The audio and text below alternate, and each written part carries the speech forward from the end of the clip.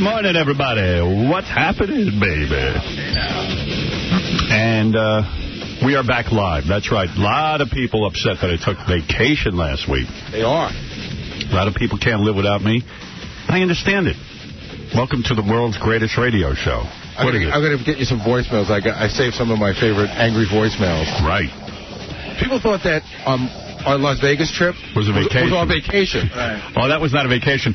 I had to go decompress, like go to a sanatorium for a week before I could even come back here. I was so aggravated in Vegas. It's a lot of work to well, never say it's work, because the guy in a garbage truck's going to go, you guys call that work? But still, drinking? It's not manual labor. Right. But it is a lot of stress. There's an effort to put it together.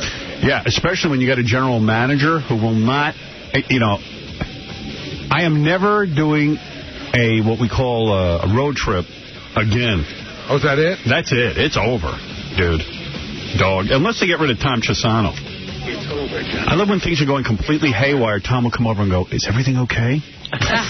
Yes, thank you. And I found out, you know, the problem is not with putting together the content. That's fine. We have no problem doing it. It's work, but who cares? That's what we're here to do. We're here to make you laugh. Well, my general manager buys the crappiest equipment when we go on the road. And I don't know how he figures he's going to get away with it, and I'm not going to know about it. Bottom line, and this is true. Okay. The audio equipment that we had was so substandard that in fact, the audio company he hired to help us, they said, listen, for $8,000, we can give you, you know, top shelf equipment. Tom went, no. And the poor guy had to go to his basement where he had some old crap. Just whatever he had down there. Whatever he had down there. I wondered, it was awful. Yes. It was the worst it has ever been. Tom had to save money on the equipment, and then I'm going crazy all week, banging my head into the wall because we're having trouble getting the audio up.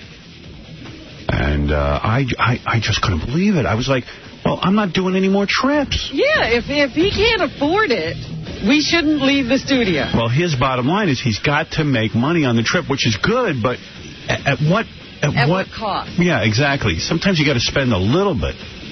And I know he never sees it this way. He's going to come in and tell you some other cock and bull story, but that's the bottom line. I have never I couldn't hear anything. I know. The audience couldn't hear anything. No. The guests couldn't hear anything. No. We couldn't hear each other. I was sitting next to you, and I could not hear you. I couldn't interview anybody.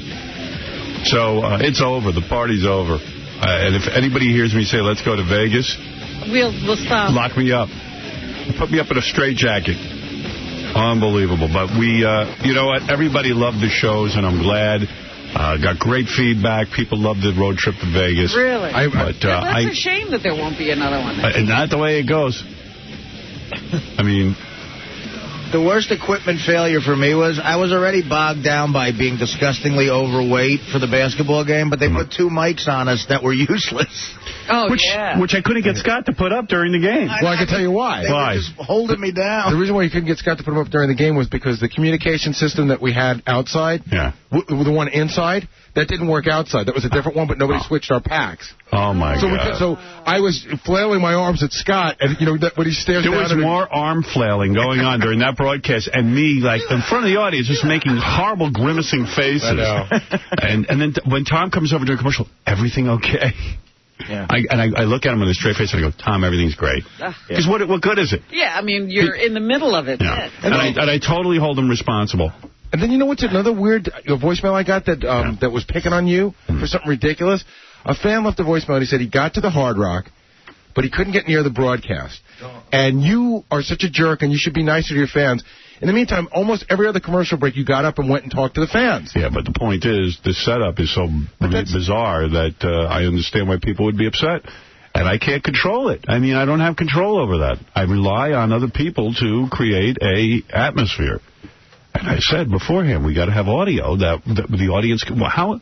You know. Yeah, they were bored. They were bored by us 5 minutes in. Yeah, because I can't do a show for people who can't hear. Yeah, they're standing there with nothing happening. And 3 days in a row. And then at certain points, I was interviewing Henry Hill. The audience just was yelling out, rat, rat, rat, and not even hearing what he was saying. But it was 3 days in a row of you going to talk to somebody who was 25 feet away from you and them going, what? Yeah. Huh? What? Yeah. What? Yeah.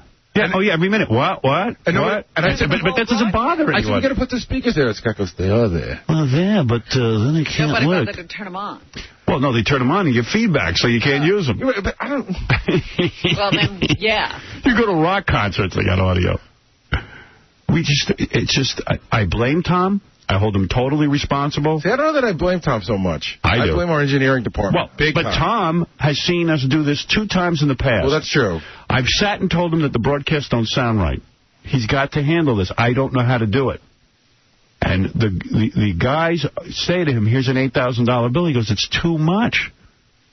This is what it costs to do a live broadcast. Yeah. Well, you can't do that. Now it costs $0 because I'm never doing it again. And that's the bottom line. I'll do it when Tom leaves. And I get a real general manager in here who doesn't undermine me. You know. All he wants is for you to do the road trip, and then he tortures you. He tortures all of us. He thinks because I have a nice room, I'm okay. Yeah. I don't care about the room. You could stick me in a goddamn box. Just make the broadcast sound good. And that'll be my reward. When you sit there for several hours wondering what you're doing.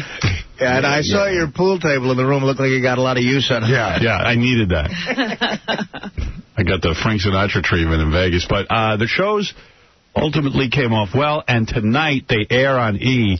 You'll get to see. Yeah, I've been waiting since we left for tomorrow night, because tomorrow night Artie plays basketball, and I thought that was one of the most amazing things I've ever seen. Yeah. I'm just going to watch the first 18 minutes of that. Lee, you're on the air. Yeah, hey, all right. There was some cool shows there in Vegas. I went out there, but one minor quibble. It's kind of difficult to hear in the casino there because of the din. Yeah.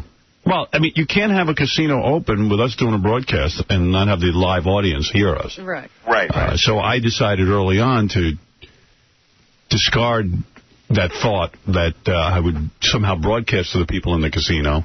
Yeah, we had to pretend they weren't there. Yeah, I had to pretend they weren't there, and I had to, make sure that the people at home got a good broadcast. Right. That was my decision, but, I wasn't going to sit there and attempt to fix the equipment once I hit the stage. Yeah. Hey, Howard, what does the guy do? I moved to Oklahoma. I can't hear the show anymore. Yeah, well, you know what?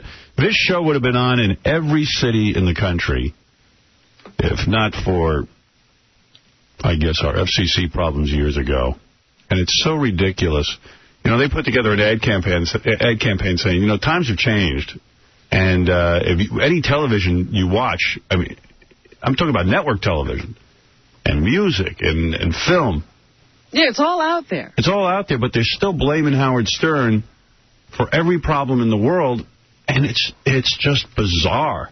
So Oklahoma probably thinks, some program director says, hey, I can't take the controversy. Right. Yeah, I can't imagine what we could be doing now that isn't being done by everybody. Yeah, exactly. There's so many Howard Stern imitators, I can't imagine that it would be wrong to have us on in Oklahoma. Yeah, if you could put me on hold for the rest of the show, I'd be grateful. I certainly will do that. Thank you, sir. All right. Wow. That's what you want. I hope I do a good show.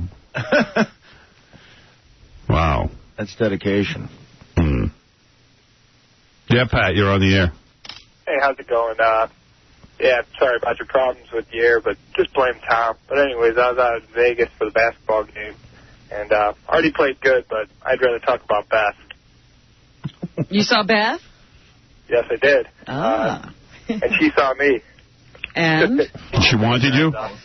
Did she couldn't take her eyes off of me. I got to tell you, dude, it was difficult to talk to her at the pool and not stare at her. It was difficult. Really? Because, I thought everyone was being kind of cool. We were. But, you guys are good actors. You're my boss. Believe me, if you weren't there, I'd have been salivating. Really? She looked great. Yeah. She looked tremendous. And she doesn't strut, She just looks great sitting there. Well, I'll tell you what. I can't wait to talk about the pool seat at the Hard Rock. It's funny, too, because there were a couple of guys that we work with I caught, just staring at Beth. You actually weren't one of them. No, you were pretty good at it. Yeah, I mean, you're a leader, so guys, restrain yourself. No, guys we work with. I had to put up a wall early on. I got to tell you, I got to put up a wall because I could leer at her all day. that's funny. What's that sort of See, there were a couple of people. I know there were a couple of people though who I work with who were pretty obvious about it. Made me a little uncomfortable. Really? Who? Come on. You got to tell me. I don't want to say. Oh, come on. Who? Don't bring us all the way here and then drop us. Just mouth it again. Oh, yeah, well, first of all, that's a whole nother situation. Oh, dear. What's going on here? Are we just going to be cryptic all morning? This is so broad. I know that John leers at her, but that's John. He's straight up about it. I don't even think John was that bad. I mean, I didn't see it this time, but he says he has. You got used to John's leering. Yeah. John was busy taking off his sweaty socks at the pool. Oh. I'm into some bizarre scene when I go to Vegas where, like, Ronnie and Joe follow me everywhere. Yeah. And even when I go down to the pool, those guys park a chair, like, right, like they... And do they have pool attire, or are they still... No, they're in their clothes. Black jeans, black shoes, and black T-shirts. Yeah, Ronnie would... How about my security team letting me get pummeled by that guy? That's a whole other story I got to tell. Can I just tell you one thing? Well, all that's going to change. Trust me. I was livid. I bet. Yeah. Can I tell you something? Like, you're supposed to have security, right? But yeah. You were the easiest guy to find in the whole place because I just looked for a trail of huge men in black shirts. Huge men. I would always find them. But Joe and Ronnie combined aren't taller than me. Not those two. The other guys that were with you. Yeah. But I just looked for the black shirts. I could always find you at the pool. Yeah. Just look for a bunch of guys in black shirts. I know. But it's so I even said, at one point, Why not put up a sign? One time I said to Ronnie and Joe, you know what? There's a Chinese dude watching me. It's okay, you guys can go off. Meaning, hint, hint, don't sit right on top of me and Beth when we're having, when we're relaxing. Right. But they don't pick up on it. They just sit there. So, I mean, every time I went down to the pool, I had to, I felt like the President of the United States. Like 16 guys around me. That's what I was going to say. Yeah, it sounds like you're President Bush. Yeah. But if I didn't know... I spent my vacation, well, if you want to call it a vacation, my downtime in Vegas with Ronnie and Joe staring at me. And that was very comfortable. Although, remember the one time you did try to walk around the pool? That took about 10 seconds before you had to bail on that. Right. Well, I tried. Oh, you left them and walked? Well, when I go to the pool at the Hard Rock, it's a great scene. Everyone's partying. It looks like spring break. It is cool. So I said, man, I just want to go down there and sit down and hang out. Because what they do is they put me in a whole other section of the pool where I'm by myself. Right, you're not at the pool. Yeah, it's not fun, Are you really near the pool, or are you up on that other level? I'm up on that other level, all the way back. You're in a tent about a mile away from the pool. I'm almost in my room. You're camping. Yeah, I'm in my bathtub. So I said, I'll just go down. Well, Jesus Christ, people start taking pictures. They're jumping on top of you. It's very nice. People are happy to see me, but you can't sit down there by the pool. You can't really relax. Holy cow. It gets crazy. So, I don't know. There was some sort of overkill going on. Ronnie, Joe, the Chinese security guy. I never saw the Chinese. So, just put the Chinese guy there, and everybody, because he seems to just sort of disappear a little bit. Uh-huh. It's, how'd you end up doing gambling, Howard? Oh, I lost. I'll tell you what, though. What? My most fun was right when I was leaving Vegas. I went to Arizona after Vegas for vacation. Uh-huh. Went for like 3 days. As I'm leaving, I said, I love this craps. I just learned how to play craps. And I never even saw the craps table. I love this game, craps. But it wasn't that much fun because I kept losing. I go down, and I'm looking for Artie, and there's a whole thing, too, because they have to section off a special table for us because like 10,000 people want to play. I said, screw this. I'm going to go down and play with a bunch of guys. Like guys in the casino. The people. People. Not Artie. So I sit there, I get there, and there's this guy who looked like the scariest mother effer you ever saw. He's rolling the dice. It looks like he's down to his last penny. I put down some dough. Not a lot of money, because I don't know what I'm doing with craps. Right. I put down some money. This guy rolled for over a half hour. It's always fun. Hitting numbers and money coming in. You're winning? For that round, I won like $1,000. Wow. Like betting $5. So you can imagine what kind of roll this was. Oh, I'm telling you. You see, I came in the middle of it, and he won. I won like $400. I was there halfway through the guy's roll. Yeah. Wow. It was like Monopoly. You put some money down on this table You're all over, make some money. and money just starts rolling in. Holy cow. Well, how in the heck, where does it end? You got to let me teach you how to play craps. Oh, please. You know what? I have to say, that's our ticket out of here. Artie actually won me money. Yeah, thank you, Robin. That's right. Doing what? Last night we were there, that Friday night. Yeah. Or Thursday night. I went down, we all were hanging out together, and then you guys went down to play, and we stayed at that show. And then I came down. You guys had already gone. Artie had just lost his last chip. Yeah, this is what happened. I lost all my money. Right. Yeah, Artie was cleaned out. Right. And I happened to still have the chips from when we had High Pitch Eric and Beetlejuice play first, and I had like $200 worth of chips. So I handed them to Artie and said, no, play these. I got to get rid of them anyway. Artie sat down and immediately made me $800. Wow. Yeah. Doing what, craps? No, blackjack. Wow, that's lucky. But I tell you one thing, I don't know what they're doing at the Hard Rock, but you can't win a hand of blackjack over there. Blackjack was Holy rough. mackerel. It was rough over there. Yeah. Jesus. That's why I thought he'd just immediately lose it and I could walk away. He sat down and immediately drew a blackjack. Wow. Hey, Artie, did you come home with nothing? Did you lose all your money? I ended up down about $5,000. Wow. Because I tell you, Artie, he was winning. I was up 5,000. I got to tell you, when me and Artie went to see Siegfried and Roy. Yeah. Oh, that must have been hysterical. Wait till you hear this friggin' story. I got stories for you. I got stories for you. Artie was like a member of the Rat Pack at one point. When he was up, he was walking around, and he owed me $250 from the basketball game, and Artie just had hundreds, peeling them off. So I go, he whips off 200s, and then he whips up another 100. I go, Artie, at 250. He goes, buy me lunch sometime. You know what I mean? Like, yeah. High roller. Don't even give me change. Yeah. Don't even give me change at 100. You know what? I got to take a break, but I got so much to talk about. Yeah, I want to hear about you at Siegfried and Roy. Oh, yeah. And you got to tell the story. Oh, yeah. Sorry, bro? Thanks a lot, man. Okay, hey, later. What story does Gary have to tell? I just want to thank Gary for hiding his leering of Beth. I didn't even notice you were leering. I was in my mind. I was like Jimmy Carter. I was lusting after in my heart. I was pretty sure on the plane ride down guys were leering, but Beth was the only how chick. did you manage that? Because she's so close and you're there for hours. I don't know. I should have locked her in the room. The thing with her is like there's nothing to be like. I could cut her out of my leering if she made me angry. Like if she was strutting around acting like a slut or something, I'd be like, she's just one of those. But she's so damn nice. But it's weird going out with a hot chick like this because. Like she went into the park yesterday, and then when she comes back to stories of 50 guys who try to pick her up. Oh, yeah. And then, Yeah, that's nuts, right? I mean, it's every step is another pickup. Yeah. What are the... Just guys in general? There's all sorts of things? Yeah, just like she was with the dog, and like the guy sits down next to her on the bench. He goes, excuse me, are you... he said, this dude who looked like Brad Pitt comes over. Wow. And like he goes... that's a little bit of competition. Yeah. I said, well, why don't you go with him? Are you crazy? He's no fun. I might go with Brad Pitt. Yeah, he's stupid. Yeah, but you could stand it for a minute. Yeah. So he's like, are you available? Oh. Guys say the stupidest things in there with a pretty girl. Yeah. They can't help it. They just get real dumb. And it doesn't help with the dog, because the dog's the Andre. Oh, what a nice dog. Are you available? Right. But then they have to do that stupid thing. Yeah. Did you watch that movie, The Real Cancun? Not yet, no. Because that's what they do is everyone's mic'd, and the guys get drunk, and they just try to pick up girls, and, they don't realize that they're mic'd, that it's just really funny. Oh, good, yeah, I got to watch that. They lay down all their crap lines. I heard that didn't make any money, that new The Real Cancun or something. It turns out The Real Cancun didn't make money, made like $2 million, but X-Men was the 4th largest opener here in the United States, and worldwide made $150 million the first weekend. $150 million. Wow. There you go. $86 million in the States. But they did something unusual. They opened it in Europe and here at the same time. Yeah, I know that when Rebecca was here, she was like, it was opening in 80-something countries. That's right. So it made $150 million. And it's a good movie. You haven't seen it yet. I haven't seen it yet. Terrific.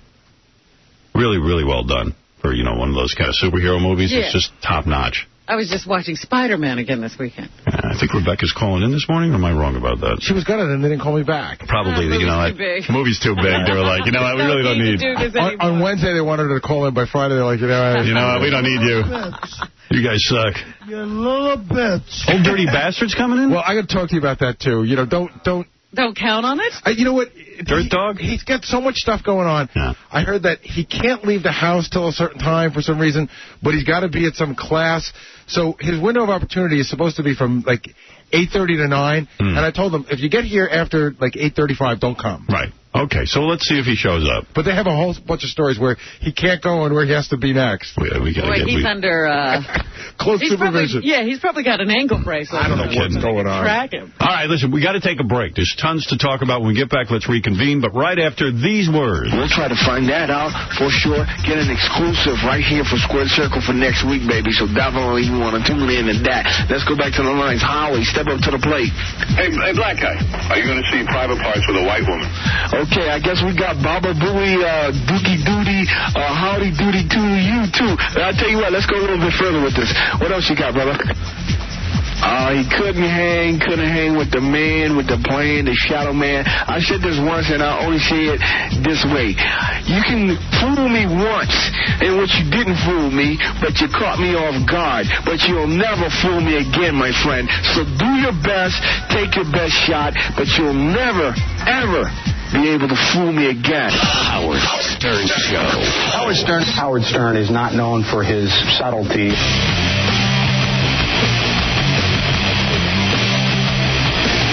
All right. We're back. We're live. I'll read the email, some of which is devoted to the fact that we shouldn't take a vacation, which I think is a very nice compliment, by the way. I don't take offense at that. I think it's great that people in my audience don't want me to leave. They love me so much. And Lord knows I need to be loved. Constantly. All right, just a couple of quick things, because this is some of the mail I received while I was gone and some articles and things. But I got this guy who forwarded this to me, I guess from the AintItCoolNews.com website, that this guy saw Matrix 2. And, you know, everyone's talking about X-Men and how well it did. It was a great movie. I saw it. I loved it. But the next big movie, evidently, is Matrix 2, because this guy says it is totally ass-kicking great movie. Like the guy, I mean, I know it's one guy's review, but somehow he got to see it early. I wish I was one of these people. Well, this is the exciting movie season, so I'm looking for some blockbusters. And I'll read you this thing. Jim Jamity Jesus Krispy Kreme Christ. Wow. On a twat rocket. This movie blew me apart and put me back together. Well, that's what the first one did, so I'm hoping. Only after I got put back, I felt like I had 13 penises. Wow. And they all got orally pleased by a surfer chick. I'm cleaning this up. Wow, surfer chick. With 26 heads. Oh, my. That's some movie. I will see this movie 10 times, and if I see Star Wars George or that gay Batman, I don't know what the hell. Evidently, he's very excited about this Matrix. I don't like him implying Batman's gay, though. No. He means the guy who made it. He's trying to say the guy who made it, but it was a gay Batman. I don't know if the guy who made it is gay, but I don't know either. It seemed very gay. How could that come out of a straight head? Yeah. 2 thumbs and 13 penises up. He says it's a great movie. All right, I'm looking forward to that, because that's the end of May, I think that comes out. And then he, I wonder, though, if that will be bigger than X-Men. I have a feeling it might be. It might be. I mean, because The Matrix just kicked butt. This guy says it was worth the 4-year wait for the sequel. And then he actually outlines the entire plot of the movie, which I didn't read. Don't do that. Yeah, I don't want to see that. Don't ruin it for yourself. I want to thank the Washington Times for... Is that still a Mooney paper? I don't know if the Moonies still own it, but I got to tell you, they're right on.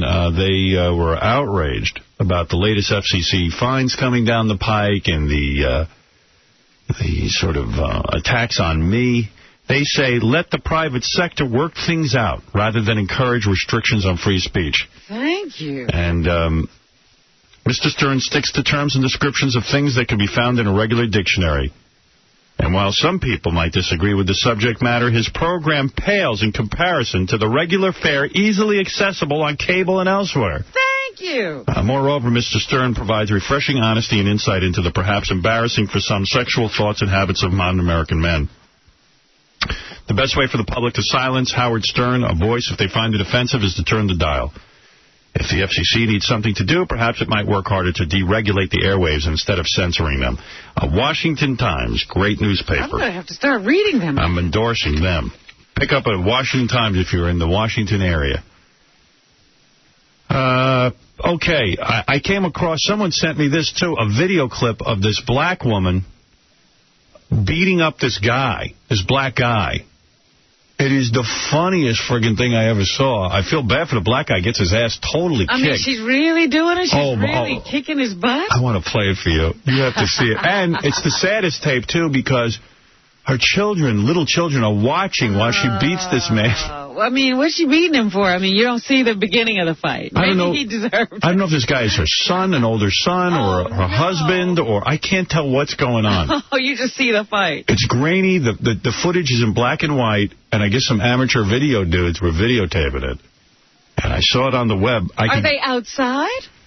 Yeah, outside. And the guy holding the video camera is like just laughing. Oh, that sounds hilarious. This broad must weigh, I don't know, 300 pounds, and she's just beating the crap out of this guy. How big is the guy? Is he like a little guy? Yeah, well, yeah, I guess. It's hard to tell. It's hard to tell what's going on, but she's wearing tight, stretch shorts. Oh, shorts? Yeah, like, you know those workout shorts? Oh, stop. What is she doing in workout clothes? No, but it's not fun. It's just so real. You can tell it's obviously real. It's not some fake thing. Right. Somebody just came upon a good fight. It's pretty funny. I'm dying to see that now. At one point, the woman stops beating the crap out of this guy to ask her daughter politely not to disturb her when she's in the middle of something. I mean, there is some etiquette. Don't bother me now. She goes, honey, I can't talk to you right now. I'm in the middle of something. I'll be with you in a moment. I'm beating up Daddy. I want to give out the address, but it's one of those long, weird addresses. Don't do that. You don't want me to give it out? No, not until I see it. Get it for me during the break. All right, I'll give it out later in the show. You've never seen anything like that. Oh, my Just make bum fights look like amateur hour. Right. Yeah. Here's a sad one. My husband, Brian, and I listen to your show every day on the way to work. We love it. Last Friday night, my husband and I were attacked, and my husband's now in a coma. Oh. I've instructed the nurses to play your show in the morning for him, so I was hoping that I could get you to say hi to him in hopes that he hears you. And I know this is legitimate because she sent me the newspaper article about her and her husband.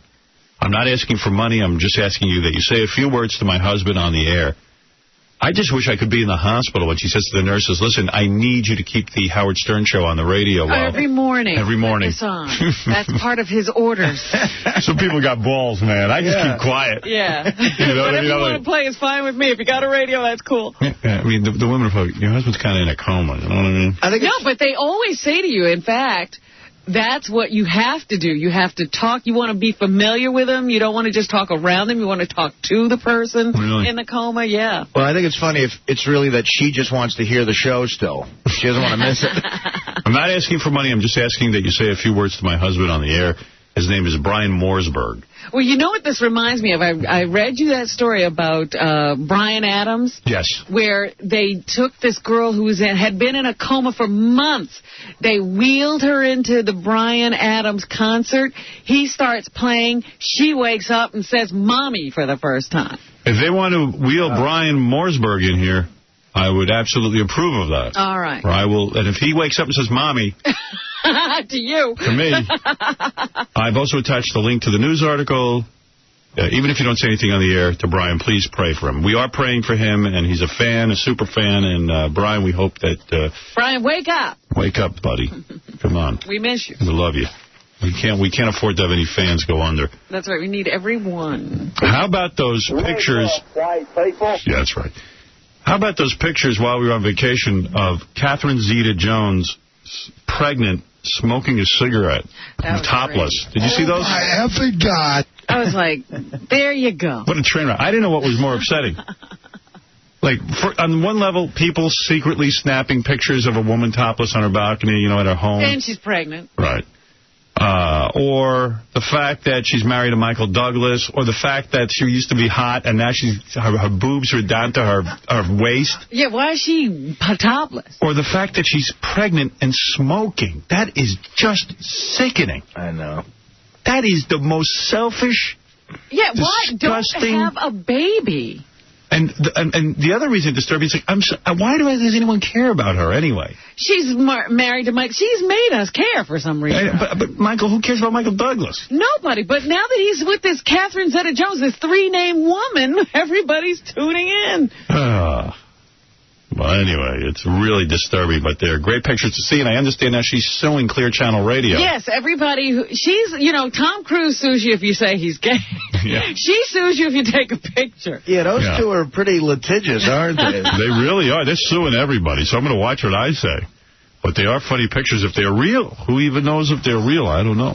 I don't know. Is she suing because they're not real, or is she suing because they shouldn't have taken those pictures? She's suing because Clear Channel, Clear Channel didn't take the pictures. I guess they put them up on their websites. Them or something. They put them up on their website. But I don't know. Everybody's got them in the newspaper, so. Yeah, I guess she's got to sue everybody. A lot of discussion while we were gone that Ozzy Osbourne's son, Jack, is in rehab.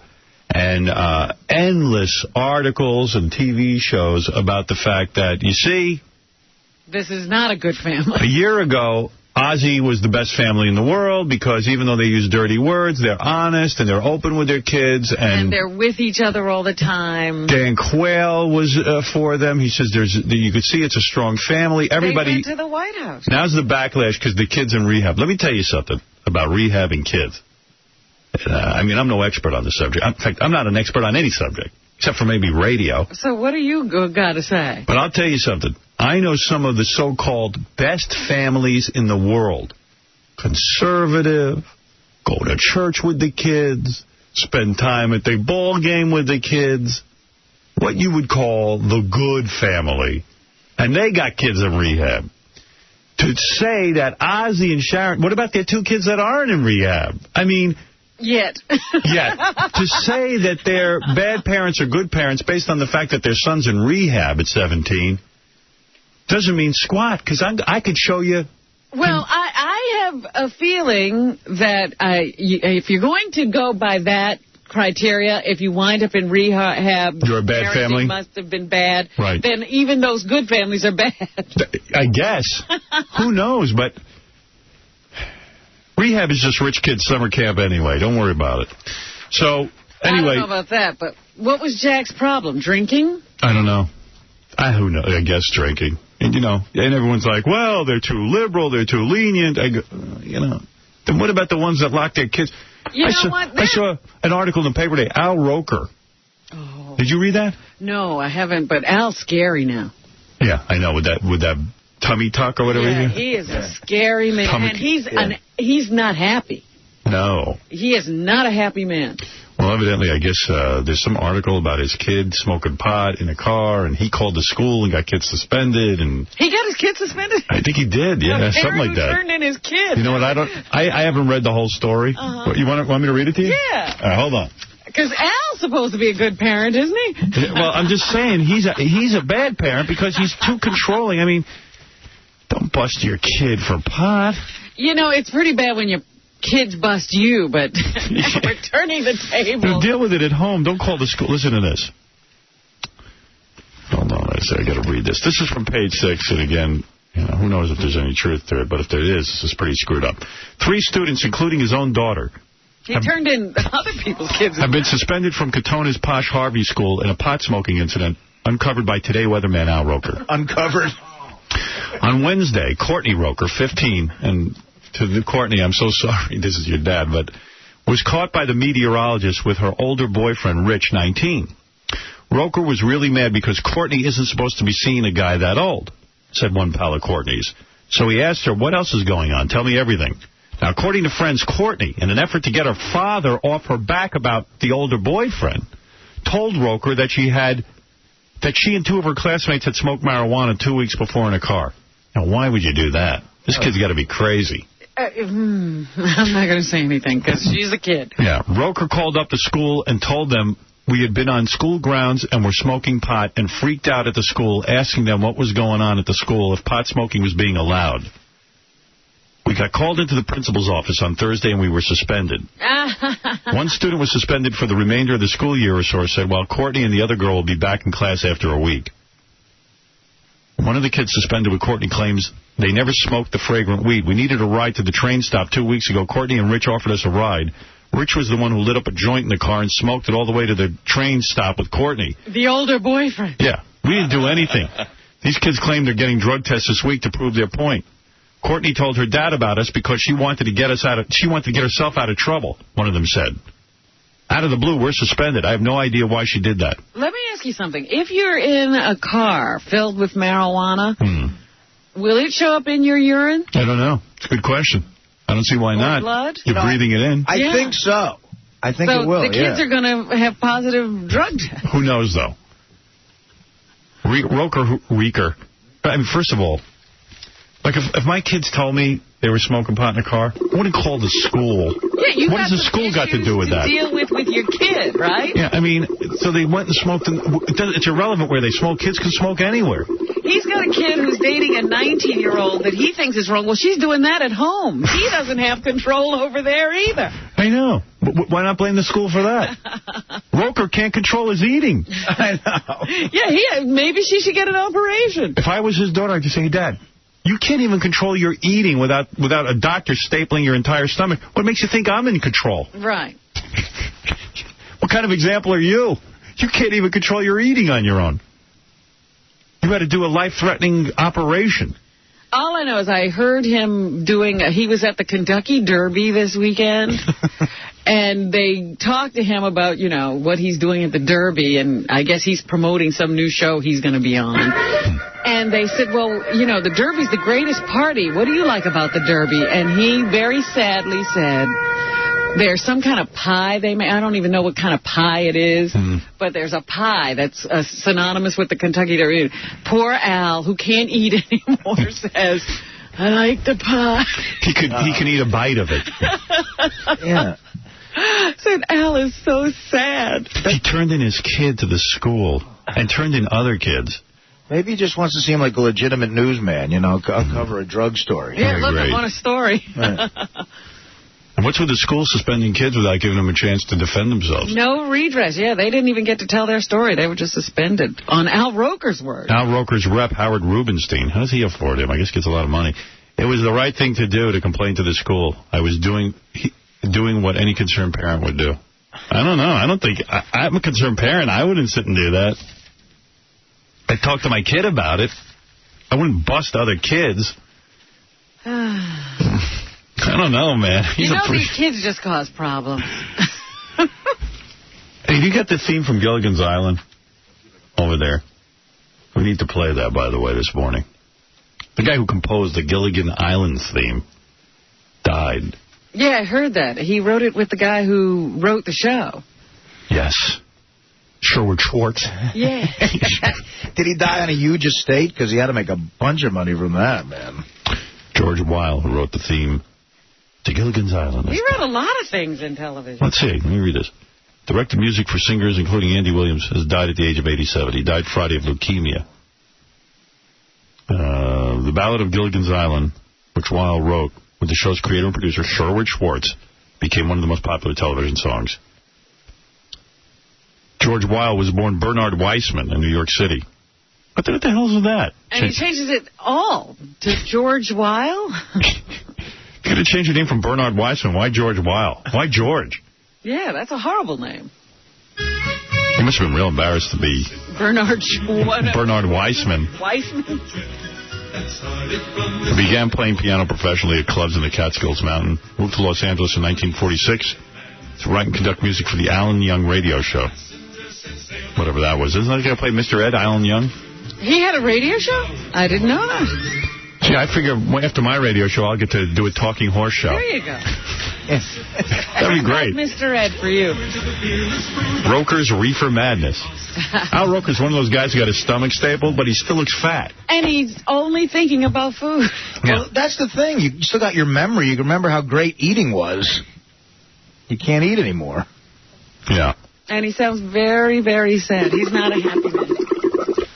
Hey, Double A, you're on the air. Hey, Howard, what's going on, man? Hey, man. Welcome back. Thank you. Hey, those shows are awesome on the radio. I can't wait to watch them. They start tonight on E, right? They start tonight, and tomorrow night is the basketball game with Artie, which you must watch. Definitely looking forward to it. Listen, dude, I want to ask you a quick question. You were talking about pickup lines and stuff. What was the line that you used on Beth to, finally get her to, go out with you? Because I'm trying to pick up a hot chick myself. And, I told her fortune. I was goofing on astrologers. I was at a dinner party, and I was talking about how dumb they are. You know, like those guys who, you know, like this, like Benji. What? I was telling my girlfriend that Benji worked for the, what was it? Which the psychic hotline? Yeah, one of the psychic hotlines. What is it? Let me find your microphone. I forget where you are. Where are you? Are you there? Here. Yeah. He worked for the psychic hotline for a while. They give you a book and tell you what to say to people. Like, there's 20 lines you can say to people. I brought in that book because I had a friend who, you know, when she got one of her first jobs, she was working and she had the whole booklet, and it just sits there and runs, if the person's this age, you say this. Yeah. So, I mean, like, you know, we were sitting there with a big dinner party, and this one girl was talking about how, you know, she had a psychic reading. She couldn't believe it. I said, you know, come on, you got to be kidding me. Meanwhile, I was stuffing my face with free food. I was so hungry. And Beth said I was pathetic. I mean, I was just sitting there, like, stuffing my eye, because I wasn't there to pick up anyone. You see, that's, I think, the key to picking up a chick. You got to be not interested. You got to be not interested, in a way. I mean, I was literally starving. I'd come from Long Island. It was a typically horrible day in the life of Howard Stern. And someone told me there was, like, a free meal at Mercer Kitchen, which is, like, one of the best restaurants. Why wouldn't you go? Why wouldn't I go? And I was stuffing myself full of free fish. And then I'm listening to this conversation. I'm thinking I'm going to get out of there. But I see, you know, there's a hot broad at the table. Sure. So you did notice, Beth? Of course. Okay. How do you not notice her? I didn't know whether you were that hungry. So I said to her, listen. And there was already a sea of guys trying to pick her up, but I said, listen, it's crazy what you guys are talking about. I said, here, I'm going to tell you your fortune. I took Beth's hand. I started to tell her a fortune. I said, and here's what I said to her. I said, all right, you're one way on the outside and another way on the inside, and people don't realize that. Wow. So the other girl at the table goes, stop this reading right now. You're messing with forces. Some chick at the table goes, forces? Don't screw with my friend. And Beth and I look at each other. Are you a moron? I said, I see an interesting man in your future. Well, of course that's going to happen. Yeah. How many men? Every day she meets somebody who's interested in her. And then I went, I see that there are 2 people in love with you. And that is going to be a difficult situation. Now, of course there's 2 people. There's probably 20 people. Yeah, you got the numbers too low. Yeah. So, I see you getting work as a model. Yeah, that started the conversation. Uh-huh. And then I guess, I don't know. So, Double A, start reading fortune. Yeah, but here's the deal. She's a bartender, so it's, like, kind of hard to, like, you know, get a lot in because she's always constantly making drinks for other guys and whatnot. But Artie picked up a bartender. That's how he got Dana. She's Artie, hot. what he did. What did you do? My line was, I'll take a Jack and water. He did. That was his first words to her. That's the first thing I ever said to Dana. And she still remembers. Well, she turned you down a bunch of times. Well, how did you ask her out? You know what? I just was persistent. I broke her down, man. He did. So, wait a minute. He kept going back to the bar. He became friendly, so, like, he was a familiar face. Yeah, Double A, yeah, that's a good move because it doesn't look like you're stalking. You're there for a reason. I do the same thing. I go there constantly, like, on a weekly basis. I'm always tipping her really well and all that stuff. And so have you made the move to ask her out yet? Well, you know, I don't want to, like, make it seem like, you know, like they said, like stalking and stuff, so I'll just... Let's see how I could help you. Yeah, Double A, here's another move I used. Somehow try to get invited to Howard's private birthday party. Yeah, right? That worked. And With a then guest. you can invite her. Yeah. There you go. That was your first date. That's right. It was. Yeah. Double A, I've seen your moves. I think a good thing for you to do is just threaten to kill her, and then she has to be forced to go out with it. Take a gun and hold it to her head. Make a sign that says Double A with an arrow pointing to you. Yeah. All right, I got to go, dude. All right, man. All right, later. That's Double A. Carmelina, this is to you. Listen, me and you are going to Howard's birthday party. Good move. All right, I'll go out with you. All right, thanks, man. Yeah, That's how he does. Carmelina. Double A's great. Last year in Vegas, we missed him this year. He had signs that said Double A and an arrow pointing to his face. Oh, did he? I didn't even know he was there. Yeah, he was there last year. I would have brought him up. Oh, last year? Was he this time? No, he didn't make it. Remember, he was looking begging for the free ticket. Oh, okay. All right, listen, I got to take a break. Coming in soon, Jim Carrey, Mark Wahlberg. Wow. Later this week, I'm so excited about this booking. I can't even begin to tell you. Johnny Knoxville and his cousin are going to be here. Our favorite new singer is going to be here? Our favorite new singer is here. And can't wait for that live performance that he's going to do for us. What's his name? We got to start promoting your new artist. Yeah. Roger Allen Wade. Yeah, Roger Allen Wade. Fred's right. Roger Allen Wade's my new favorite guy. Little pone time. Wang, dang, sweet poontang. Sweet thing. How about a little poontang? I sang that for like a total whole week. I thank God I got that song out of my head.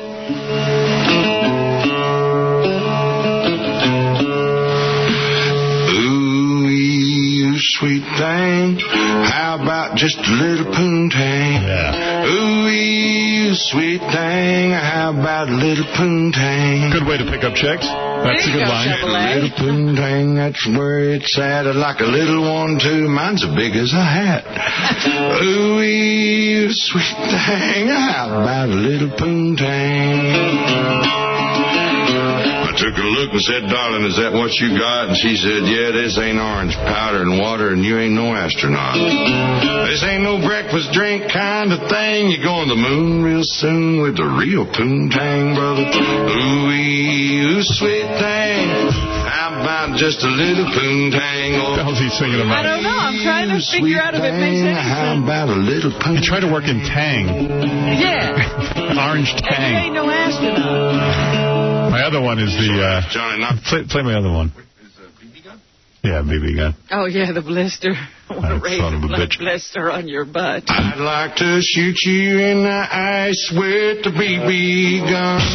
Lay there in the tall grass and laugh at what I'd done. You bet. Put a blood blister up on each bun. I'd like to shoot you in the ice with the BB gun. Every guy knows a broad who would dedicate this song to. I'd love to rub your toothbrush on a sick monkey's butt and give you home phone number to some perverted nut and tell everybody what you really weigh. And then just for fun, I'd like to shoot you in the ice with a BB. I'd like to shoot you in the ass with a BB gun. Lay there in the tall grass and laugh at what I'd done. Yeah. Set a blood blister up on each bun. I'd like to shoot you in the ass with a BB gun. All right, we'll be right back. Here he is, the man about whom everybody is speaking, and the man who's responsible for the fastest-selling book in the history of Simon & Schuster. Here is shock jock Howard Stern. And now, Howard Stern. It's just an awesome thought. Howard Stern. It's just an awesome thought. Yeah, we're back live.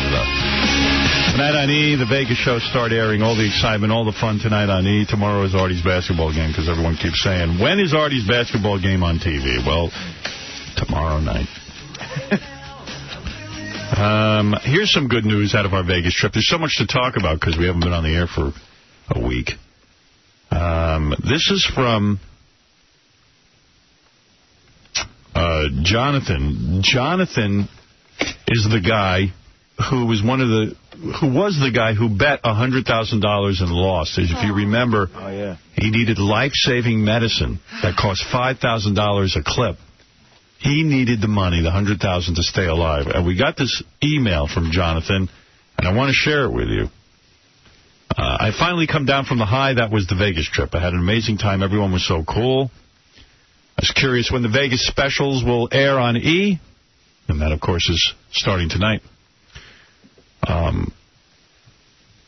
Anyway, he says a friend of a friend of a friend works for a major pharmaceutical company. She told us of a little-known FDA guideline.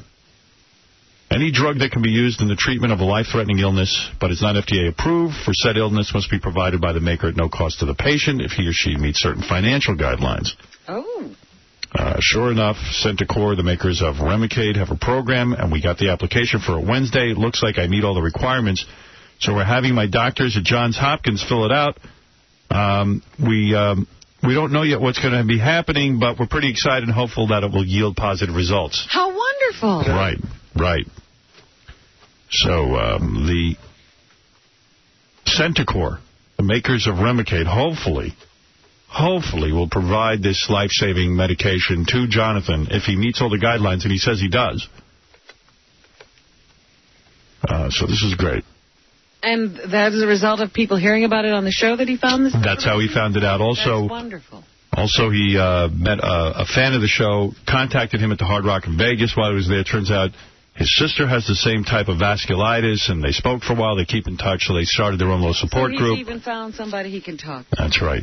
So hopefully, and let's stay on top of this, that Jonathan meets all the qualifications and Centocor, the company, can get that medication to him. Yeah. I told you X-Men had the biggest opening in movie history because it was $150 million. The fourth largest in the United States, but worldwide the largest movie opening. Yeah, it's surprising that it didn't break $100 million here. Pretty sure we'll see more X-Men kind of movies, spin-offs. Now we'll just flood the market with bad ones. Yeah, I'm working on a bad one. Triple X Women. Starring Star Jones, Aretha Franklin, and Oprah Winfrey. Oh, my. And they get their superpowers from pizza and French fries. And what can they do? Well, they themselves don't disappear, but they can make food disappear in the blink of an eye. Ah, that's what their superpower is. And their arch enemy, Stairmaster, Jack LaLanne, and self-control everywhere. There's somebody called self-control in there. Yeah. It's self-control, man. It's self-control, Oprah. Let's get him.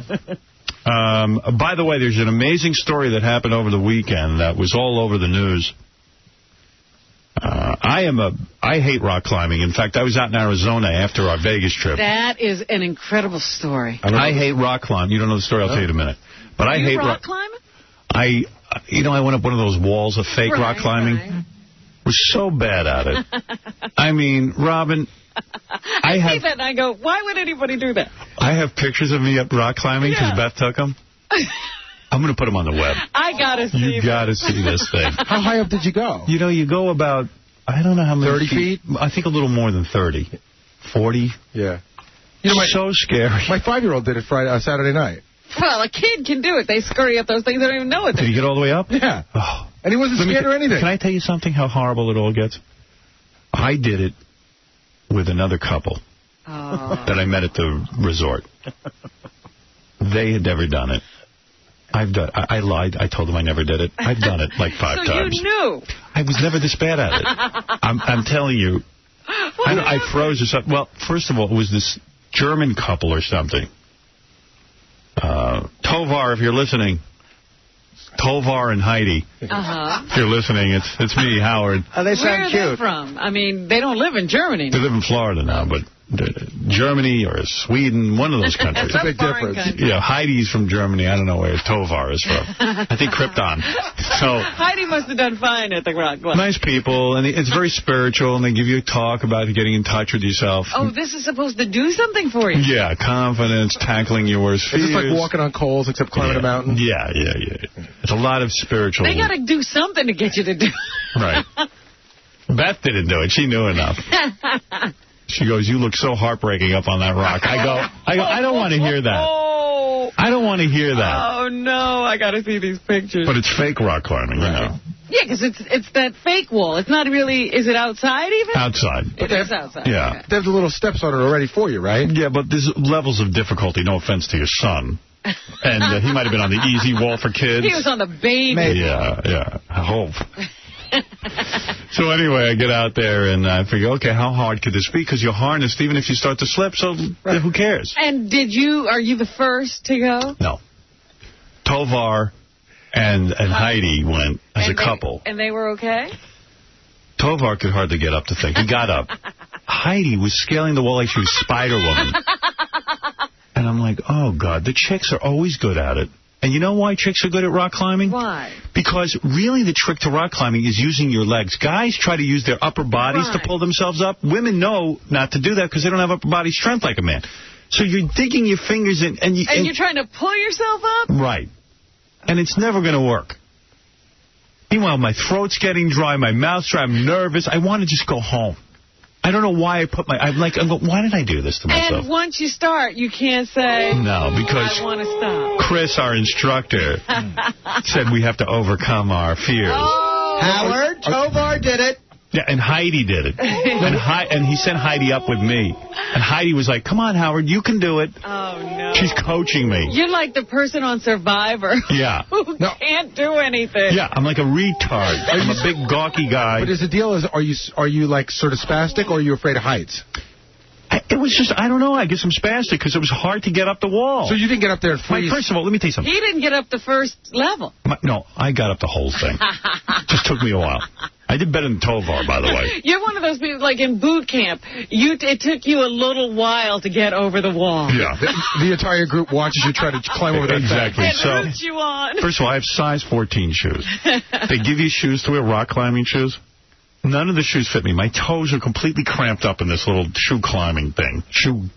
Special shoe, rubber shoe. Your wall shoes. Yeah, my shoes. The whole time, you know me, they give you someone else's shoes to wear. I can't wear any socks because the shoes are too tight. I'm thinking, who else has had their feet in these things? Yeah, you're thinking of you're getting SARS. I'm thinking about my SARS. It's like bowling. With your feet. Yeah, I mean, at least bowling you're wearing socks. I'm thinking, where else have these shoes been? Oh, I would skeeve that, man. Oh, I would skeeve Ozzy. Why? I don't even know how you got roped into this. I roped myself into it. I got to say, it doesn't sound like you. Like, why would you want to go rock climbing? That looks like one of the things you would look at and go, that's dumb. No, because, first of all, I work out, so I think I can do anything. Meanwhile, my workout is for a 90-year-old. Get out. Come on. Run. I thought you had a real workout. Wow. Please. But I lift 30 pounds. I think I'm working. You can run 6 miles easy, right? Yeah. That's good. Not easy, but I can do it. Wall. Not up a wall. I can. That's on level ground. No, but I'm saying, like, you have some amount of athletic ability. Yes. You can run. Well, any idiot can run. I don't need athletic ability for that. Really? I mean, they usually say any idiot can climb. Yeah. Did you ever do it? Yeah, Robert, let's put you on a wall. You got to try it. Never. I would See, never. let's put that on E. I got to tell you, if you want... Never, you might be good at it because you're a girl. I'm not doing it, though. See, if you want to ever see something really funny, I've tried to do it twice. Yeah. I have this horrible fear of heights. Yeah. I get about a third of the way up, I look down, I panic, and I jump right down. Well, that's the other thing. I mean, also, I don't trust the rope. I don't know these people. Who are they? Who's rigged this harness? Who's holding this? I don't know. Maybe the guy doesn't like my show. He's going to let me drop. I don't know. You didn't trust Chris and Tovar? No. So it's like a whole trust issue. You know what? I'm not putting my body through that again. But anyway, you had to see me up in the Do you really think you should be dealing with these issues at a gym? And I went myself.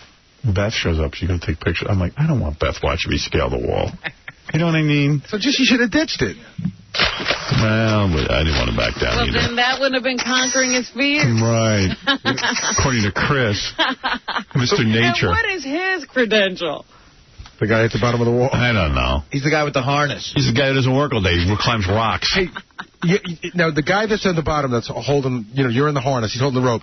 Does he tie himself down? Yeah. Okay, because I have a funny story. A friend of mine did this at a place, and his friend was about 320 pounds, and the guy at the bottom forgot to tie himself down, so the fat guy fell off the wall and pulled the instructor right up. That's funny. That's funny. I said that they met in the middle, and they were just staring at each other. Yeah. That's hysterical. Well, anyway, this rock climbing should be outlawed because I don't mean the kind on a wall like I did. I'm talking about real rock climbing.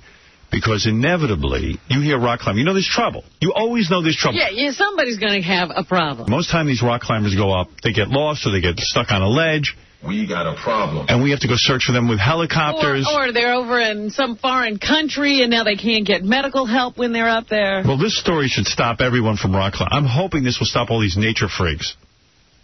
According to this one, this kid, I shouldn't say kid, an adult. Yeah, he was 27, I think. Went rock climbing, so I guess he put, you have to put your hand, so some boulder fell down on his arm. So he was pinned. His arm was pinned.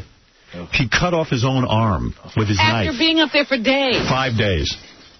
He was out of food, out of water, and now his only option, because nobody was coming to get him, was to try to get himself down somewhere. He couldn't get to his cell phone? He couldn't get to his cell phone, because this guy's a real nature guy. But the guy, they say that his bone in his arm was crushed. So he only had to cut through the skin, but that's through nerves and blood vessels and everything, and he did it. And not only that, he didn't have like an axe. Yeah. He did it with like a little knife. Like a pen knife. So he's really sawing his arm off. But he's alive, right? He's alive, yeah. He was waiting to be rescued, but... you know. Nobody came. Howard, do you remember there was a similar story about 5 years ago? It was an old guy, and it was him and his wife were out there with farmers, and he got pinned underneath the tractor. He cut his arm off. Yeah. Yeah, but at least you can understand he was working on a tractor. This guy was supposed to be having a good time. Yeah, he's having fun. There's no fun with rock climbing. I want it outlawed. Anyway, so I tried it, and I'd really done it like 5 or 6 times in the past. Yeah. And I still sucked at it. I thought I was going to scale right up the wall and impress everyone, including Beth. So what happened? You were just slow? I was slow. I got up, though. How long did it take? Yeah, how slow were you? Heidi zoomed up the wall in no time. Yeah, well, they had us tethered, so she had to wait for me, which was even more embarrassing. I don't know what the point was tethering me to a girl, just other than humiliation. It was so weird because he goes, he goes, I'm going to tether you to Heidi. And I go, well, why? Let Heidi go up at her pace. Right. Why should I hold her back? Yeah, I mean, don't point out how lame I am. Suddenly you're on a team. Yeah. You know, it's interesting the way guys think. Even after a few years, you're still worried about looking bad in front of Beth, right? Right. I mean, you know. I'm the same way. No, you're not. Well, I mean, I wouldn't climb a rock in front of a chick, that's for sure. Yeah, unless you knew you were awfully good at it. Yeah. And like Tovar, afterwards we had a whole discussion, because I was at the spa, and they go, well, what did you learn? And Tovar was like, he goes, I like to be the best at everything, and I wasn't great at this, and he goes, and I race cars 150 miles an hour. He had to let everyone know. That he can do some macho stuff. Yeah. Yes. Meanwhile, what did you say? I just said, hey, I suck. And Heidi was cool. And it's embarrassing, and I don't want to ever do this again. I didn't learn anything. I learned one thing, don't rock climb. Right, I'm not a rock climber. Yeah, I want to do what I'm good at, not what I'm bad at. Welcome to human nature. I mean, really, at this point in my life, who needs to be humiliated? Did you really need to climb the rock to learn what you learned? No, I knew it already. I knew I have low self-esteem. After rock climbing, you guys want to do a radio show? Yeah. Well, that's what I tried to say. I said, you know what? I don't know. I said, I did work that into the conversation. I said, let me tell you something. I mean, I guess this is kind of like if I put you in front of a microphone and you guys had to do a show right now. Like if Heidi had to do a show. Yeah. No, you know what I see? Sorry, I can't climb a rock, Heidi. Yeah. You know what I see that you got out of it, though? It really is funny. You do see the negative in everything, right? From the shoes to who put the cord up and who's going to... Is it safe? And I mean, you think of, most people just get up and go. Yeah, well, I don't. I have a lot of issues. And I don't think Chris can help you with. Yeah, Chris, a rock climber is going to help me. This is what I'm saying. I mean, Chris is not qualified to deal with you. Well, I tell you, so I left Vegas on Saturday. I should tell you my whole story. I got so many stories to tell you, and I see there's a bunch of people on the phone, so I'm confused what to do. There's too much going on, too much input. I left Vegas Saturday. Mm-hmm. I had a meeting. Wait a minute, you haven't even told us about... Oh. Siegfried and Roy. All right, so me, Artie, Beth, and Dana. That's Artie's girlfriend. And Ralph. Oh, yeah, well, wait, I'll tell that story, too. Thank you. I forgot about that. Yeah, Ralph came to Siegfried. Me and Artie decided, since we're the only ones left in Vegas pretty much, why don't we just take our broads out for like a fun night? We'll go to Siegfried and Roy and then go to romantic dinner. Oh, okay. So, my agent had said to me, though, he wanted to go see Siegfried and Roy. He ended up leaving to go to L.A. to go visit his daughter. Yeah. So I had the extra ticket, and Ralph was hanging around. He never goes home. Well, you told him you would give him a ride home. So I let him go to see Siegfried and Roy. And then we couldn't ditch him when we went for the romantic dinner. No. And it was, but he did finally bow out. At what point? After the appetizer? No. He didn't come with us. Oh, okay. Before the dinner, but it was like really awkward.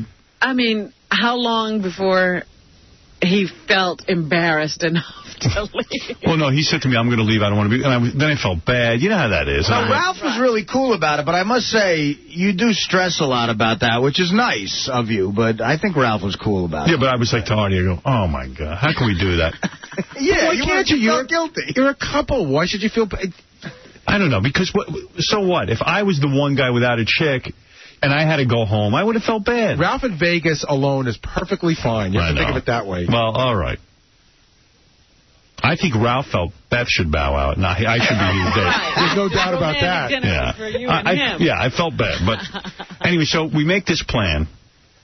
Meanwhile, so I get a little dressed up. Dana gets completely dressed up. Oh, Beth gets dressed up.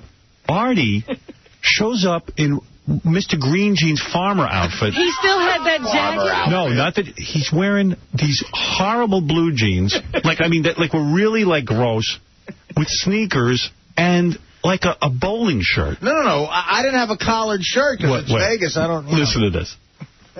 So Dana went out, you know, like, you know how chicks try to change their guys? Right. She went out and bought a shirt down at the Hard Rock, but, like, she found one with a collar, but it was like one of those Hard Rock bowling shirts. Oh. So Artie, I mean, and it's like...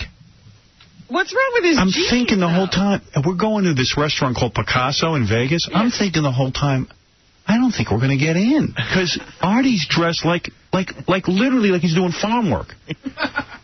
It can't be great for his chick's dressed up in, like, she looks like she's going to the prom. She had a big flower on. And Artie doesn't even notice the discrepancy, like he stands out. Look, it was Artie is so Jersey and such a rube.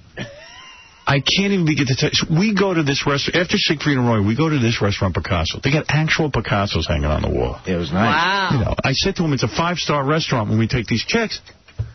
We get there. Artie's like, this is the best piece of beef I ever had. You know, like he sits down. At lamb chop. Listen, he sits down. You know how they serve? And they let him in. They did let him in. I think only because he was with me. Well, yeah. They serve Artie like lamb chops. Yeah. He starts, like, attacking the food and eating it even before we get, like, the girls get their dishes. So the girls haven't got their food. Artie has, like, no table manner. Dude, don't you know you're supposed to wait for the girls to start eating? No, why? I mean... They didn't get their food yet, and you're just sitting there eating by yourself. Right. Like, attacking this lamb chop. Fork and a knife on the lamb chop, or did you just pick it up fork and the knife. Halfway through, I did realize that. That nobody was eating but you? Yeah. Yeah, I mean, I'm like, Artie's, like, classless. Oh, yeah. I love the guy, but... We really have... He's been taken to a new level. I didn't realize. Go places and do things. He has no clue. See, I thought when Artie was working on the Norm Show and stuff and Mad TV, like, you know, he was making lots of money. And I figured, like but he still did the same Jersey kind of things and went to the same Jersey kind of places. He's like when you take a little kid to the restaurant for the first time, you got to teach him what to do. And it's like, oh, my God. We're lucky he doesn't put the napkin in his collar. Well, I never had caviar before. Right. Yeah, that was his first time with caviar, which is fine, you know, and he was excited about it, but...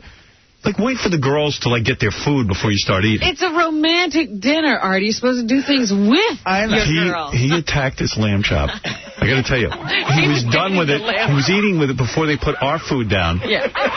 The waiter comes over. He says, the chef sees how hungry you are. He's sending over another lamb chop. They were watching you. Is that true? Him a full second entree. This was the most hilarious thing. The waiter actually came over and said, sir, that obviously wasn't enough. We're going to give you another lamb chop. Oh. Remember the Flintstones cartoon? He ate it like Fred Flintstone. But you know what that sounds like? It sounds like they thought you picked up a homeless guy. We're doing it. I'm telling you. Can I just say, though, it was an unbelievable lamb chop. Oh, my God, the whole thing. Well, you had 2 of them. The waiter might as well come over and said, sir, we see that you're a pig. That's what he did. Throwing you some more stuff. What does Dana do while Artie's eating the Brontosaurus burger? She looks like a girl who's in shock. Does she try to pretend it's not happening? Does she look the other way? I don't know that Dana knows all that much what's going on, but she certainly dresses the part and looks fantastic, and I think she's shell-shocked. I do. She might be, yeah. She might be shell-shocked. Oh. But it's unbelievable. In my defense, it was the end of a trip in Vegas. What does that have to do with anything? Buy some, but you don't own a pair of slacks? I had to get laundry done. Dude, you don't own a pair of slacks? I do have a pair of slacks. So why don't you put those on? I don't feel like bringing them to Vegas. You mean you didn't? Oh, I think. Why did you bring them to Vegas in case you go somewhere nice? I know. Your girlfriend was coming. It wasn't like she surprised you. Well, I realized that we were going to go to this Picasso at the end of Vegas, and I said, wow. So I actually got the jeans washed and ironed. Oh, boy. You got to see these. And then I said to Dana, we were at the blackjack table. I don't have a collared shirt. I can't wear a T-shirt. So she goes, I'll have to try to buy you one. And she's now shopping in the Hard Rock gift shop for a fancy shirt. Yeah. I need a going out shirt. I need me a shirt, woman. I got my jeans pressed. And then the sneakers thing, I felt bad about that. I did feel dude. So Artie only thinks about what Artie would do. Yeah. Right. Because then I felt bad because Siegfried and Roy were talking to us. They wanted to meet. They wanted to meet Howard. We went to see Siegfried and Roy. Yeah. That was before the dinner. Yeah. And I'm saying to Artie, we can't goof on these guys now because, first of all, they're being so goddamn nice to us. They give us, like, the best seats in the house. Yeah. Siegfried. I actually know the difference between the two of them now. Really? You know one from the other? Yeah. Siegfried, he's the blonde guy. The German guy. The German guy. He the one who you can understand when he talks on stage a little bit. Right. He's like, do you know who's here tonight? This is during the show. He goes, and what's the rest of the audience look like? like Artie. All right. So they go... Like older versions of me. Yeah, do you know who is here tonight? Do you know King of all media? I wish I had a tape of this. Do you know... Now I'm sitting in the audience going... Oh, he's going to start talking about me, and he might. If he brings me up on stage, I'm gonna kill him and his line. You're going to attack him. I'm going to attack him. Tiger never. He goes, do you know who is here tonight? King of all media. Do you know who King of all media is? Howard Stern is here tonight. Then the spotlight comes on me in the middle of the goddamn gayest show on the planet. And they give you 2 free drinks. Right. I hold up my drink. Hey, Siegfried! You know, I said, I might as well embrace it. Yeah. You know, because I'll look like a douche if I'm just like hiding under the table. So I'm toasting Siegfried from the friggin' audience. Oh, dear. Ready to kill myself. And there was good applause, and at the end of the night they said to you got more applause than Clinton. Yeah. Oh, yeah, when we went backstage. Wait, I got to tell you. met them. Yeah. Oh, wait. We met them. There's a whole story here we're missing. Well, so anyway, the manager was real nice. He, gives us these great seats. Sends over a photographer, like you know those ladies that take pictures and give you pictures? Right, when you get the party picture. Give us a party picture, which I abruptly ripped up. Yeah, you did. Beth was pissed. I looked so bad. Oh. It was way too close and not on my good side. You know, chicks are the one who rip up pictures. No, I rip. When you have a face like this, you rip up pictures. You ripped yours up immediately. Yeah, I was disgusted with it. You know what, though? I thought it was a nice shot of me, even with the shirt. It was good. You look good. He'll never have it, though.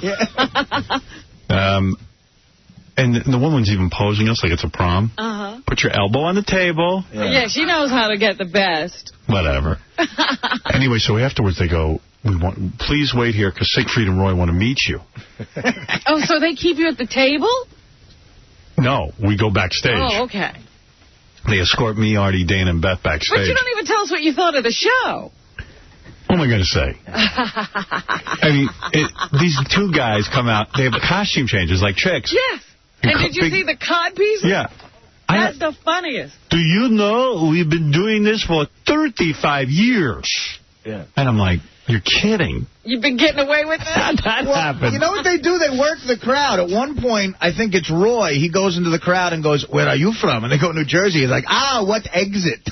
They got material. They do. He does stuff like that. And the rest is them, pointing at a cage that doesn't have anything in it, and then smoke comes up, and then there's a lion in the cage. Right. Yeah. I mean, it's impressive. Yeah, I mean, it's fine. And a lot of people dancing around through all of this. Tons. Right. Tons. They do that rope trick, when you cut the rope and you tie it together. And there's a lot of sawing people in half. Yes. I mean, there's not one trick that you've never seen before. Whatever. So they were real nice to us. So I said to Artie during it, I go, I can't goof on these dudes because they're rolling out the red carpet for us. They're giving us free drinks. They're giving us, Now, that's a shame. You should have bought your tickets. I know. So you could go. This is the dumbest thing I ever did. We go backstage, and they tell us to wait for Siegfried and Roy. And I'm like... Did you get into the dressing room? No, we're in the hall, outside the dressing room. And I was like, okay, we're going to wait and everything. And then Siegfried and Roy come out. And, I mean, those guys are really pulled back, facially. Oh, yeah. I mean... I don't think they remember what they look like. Yeah. And, they were very nice to us. But then all of a sudden the manager goes, we want you to take pictures with Siegfried and Roy. So we're taking pictures. All right, cool. And they go, there's a big charity thing. We need you to sign some pink... What was it, pink rabbits? Yeah. A pink rabbit. Like stuffed animals. Yeah, and I went, all right, okay. Now I'm... So, and you're all tied in. All right, it's for charity, okay. Then they go, we need you to take a picture with the pink rabbit to prove that you signed the pink. So now I'm like, this is getting gayer and gayer. I mean, I'm signing pink rabbits and taking pictures with them. As for charity, we'd like you to make out with Siegfried. Now you're going to kiss a man. Yes. For charity. They were nice, you know, like they saw Beth and they're like, you have good taste. I was like, you don't. They don't come out in the cod pieces. What are they wearing? I don't know. Did you notice? Because you could look. You were they were ignoring Artie. I was the famous one, so they put a lot of attention on me. They were dressed to the nines, which made me feel even more insecure about what I was wearing. I mean, were they like now in suits? I mean, you know what it was, Robin? I'm in like that outfit Howard just described, and those two guys look like Diana Ross. Oh no, feathers and bows? Yeah, I mean, they were really done up. Siegfried said to me, who is your farmer friend? What the crops does he grow? Is that Mr. Green Jeans? I think it's nice that you hang around with people who work with their hands. Come here, Siegfried. Have us some fun. Does Roy say anything? Roy was talking to me the whole time. I don't know one thing. One time he walks up and he goes, yeah, you know to go to and I go, yeah. And he went, and obviously he was asking me a question. And I wasn't going to say, I said to him at one point, can you repeat that? And he went, blah, blah, blah, blah. Even on stage, you don't know what you know, they fucking Chinese. They kissed They kissed both of the girls on both of their cheeks, like really pronounced, like that European, like, come here, and they kiss them on each cheek. They were really nice to us, but we're taking pictures. And then all those dancers needed to take pictures, too. Dear. Because that's a big show. The other thing is they're both about like 5'2". I was going to ask, are they very short? Because up on the stage you can't really tell. Yeah, we could tell. They're short. Okay. I mean, I never could tell whether they were short or tall. Yeah. So they're these little men. I couldn't really evaluate. I was busy signing pink bunnies. The farmer doesn't need to sign the pink bunny. No pictures with the farmer. Leave the farmer out. This attractive girl is fine, but the farmer, no. We never take pictures with farmers. Dude, you need to go shopping. Hey, I'd like to publicly thank Picasso for the second lamb chop, though. It was great. If Artie had looked better, they wouldn't have sent out more food. You know what, man? You're right. Like, Artie, you want a little wine with dinner? He goes, no, I'll just drink Jack Daniels. Yeah. Well, I don't drink wine. I like Jack Daniels. I mean, what do you want me to tell you? It's not possible to bring him that far that fast. Can I say something? You're not going to believe this, but I was self-conscious about that. Good. I noticed that. I was self-conscious. I noticed that I was a tad underdressed. I was self-conscious for you. But the food thing didn't bother you, that you were eating. And Artie, you're 35. Get a pair of slacks. I know, man. I have a pair of slacks. I just never bring anything to Vegas. But I don't understand. You invited your girlfriend. You knew you were going to be hanging out with her. Robin, everything you're saying makes complete sense. Yeah. He's not arguing with it. I think I didn't bring this up. You're right. It was a fun night, though. Oh, man. That's funny. Well, I'm glad you got to see Siegfried and Roy. Yeah. They were cool. Also got to see Stuttering John's toenails while I was out there by the pool. And I got to tell you something. They're not any better? Wow. Beth was throwing up. Everyone was just like, I thought he got pedicures. They're so long, they're bent over the toes. Yeah, they curl. They curl down, and it's just gnarly. And it's like, dude, you know what? It's not even funny. It's just not cool. You know, it was very difficult because you guys went to gamble, and I got to hang out with Beth and Dana and Melissa. And the rap with you was your toenails. And they were all hot, and they all started noticing my toenails. And well, why don't you just clip them? I know it's your what is it? No. I usually get pedicures. I forgot. And it just. But how could they grow that long? They were like shears. I mean, can't you buy a clipper? And you know what it is? He's got OCD. No, it's not that, Howard. Yes, it is. You can't clip your own toenails. No. It's got to be. Why would you not clip your toenails? You're walking around like a. How does he keep his shoes? It's not the summer yet. Who thinks about their toes? I do. When they get long like that, it's uncomfortable. Yeah, doesn't that hurt inside your shoe? You look down and see. Of course I do. But you don't shower? I never You don't groom yourself? I don't look at my toes. It's the last thing I'm thinking about. You can't feel that. I was embarrassed. Can I just say something? I'm clearly... Your wife doesn't say something? Well, she saw them. And as soon as she saw them, she grabbed a toe clipper and started clipping. Well, why don't you grab a toe clipper? You're like a baby. I didn't see that. A goddamn baby. Look at yourself. When the girls noticed it that bad? Get aware. I'm clearly a slob, but John takes it to another level. I was by the pool eating French fries out of a big basket they give you. Give you a basket of French fries. It was unbelievable. And first of all, I'm sitting by the pool with Artie and Dana. Dana is cute as can be in a little bathing suit. Yeah. Great body. I can't even describe to you. Her body's kick-ass, right? She was in a white bathing suit. I checked the whole thing. Okay, me too. Okay. Artie is at the pool. He's wearing pants, long pants, a heavy shirt, and socks. Oh. Like he won't even show his feet. He's completely covered. Completely covered. I'm saying this poor bastard lose some goddamn weight because he just can't sit by a pool and enjoy himself. Yeah, he's got to be out there sweating. Artie, you want to chase? He's sweating, sweats. You want to chase lounge completely dressed like the mummy. It's so heartbreaking, dude. I'm sorry, man. I know. I'm not a healthy guy. I'm not a healthy guy. The food comes over. And he's eating. He's got a basket of fries like King Tut. He's laying on the chaise lounge, and the fries are going in. I'm thinking, he's only getting fatter. First of all, they have amazing French fries there, and they bring a basket. French fries shouldn't even be allowed to go near your mouth. They bring a basket of them. How big is the basket? Like you ever go to Nathan's and they got that big basket of fries? And they bring him extra because he's with the show, you know. Yeah. Would you like more fries, Mr. Lang? But you had to see this. I'm sitting there eating the French fries. John had just been jogging. Oh, yeah. And he comes over sweaty as hell, and right next to my basket of fries, takes off his socks. You know when your feet are gross. Yeah. So I see his toenails. You know when your feet are sweaty? So disgusting. Like sometimes a fuzzle gets stuck to your toe from the socks? Yes. So that happened, and when he took the sock off, the fuzzle flew onto my French fries.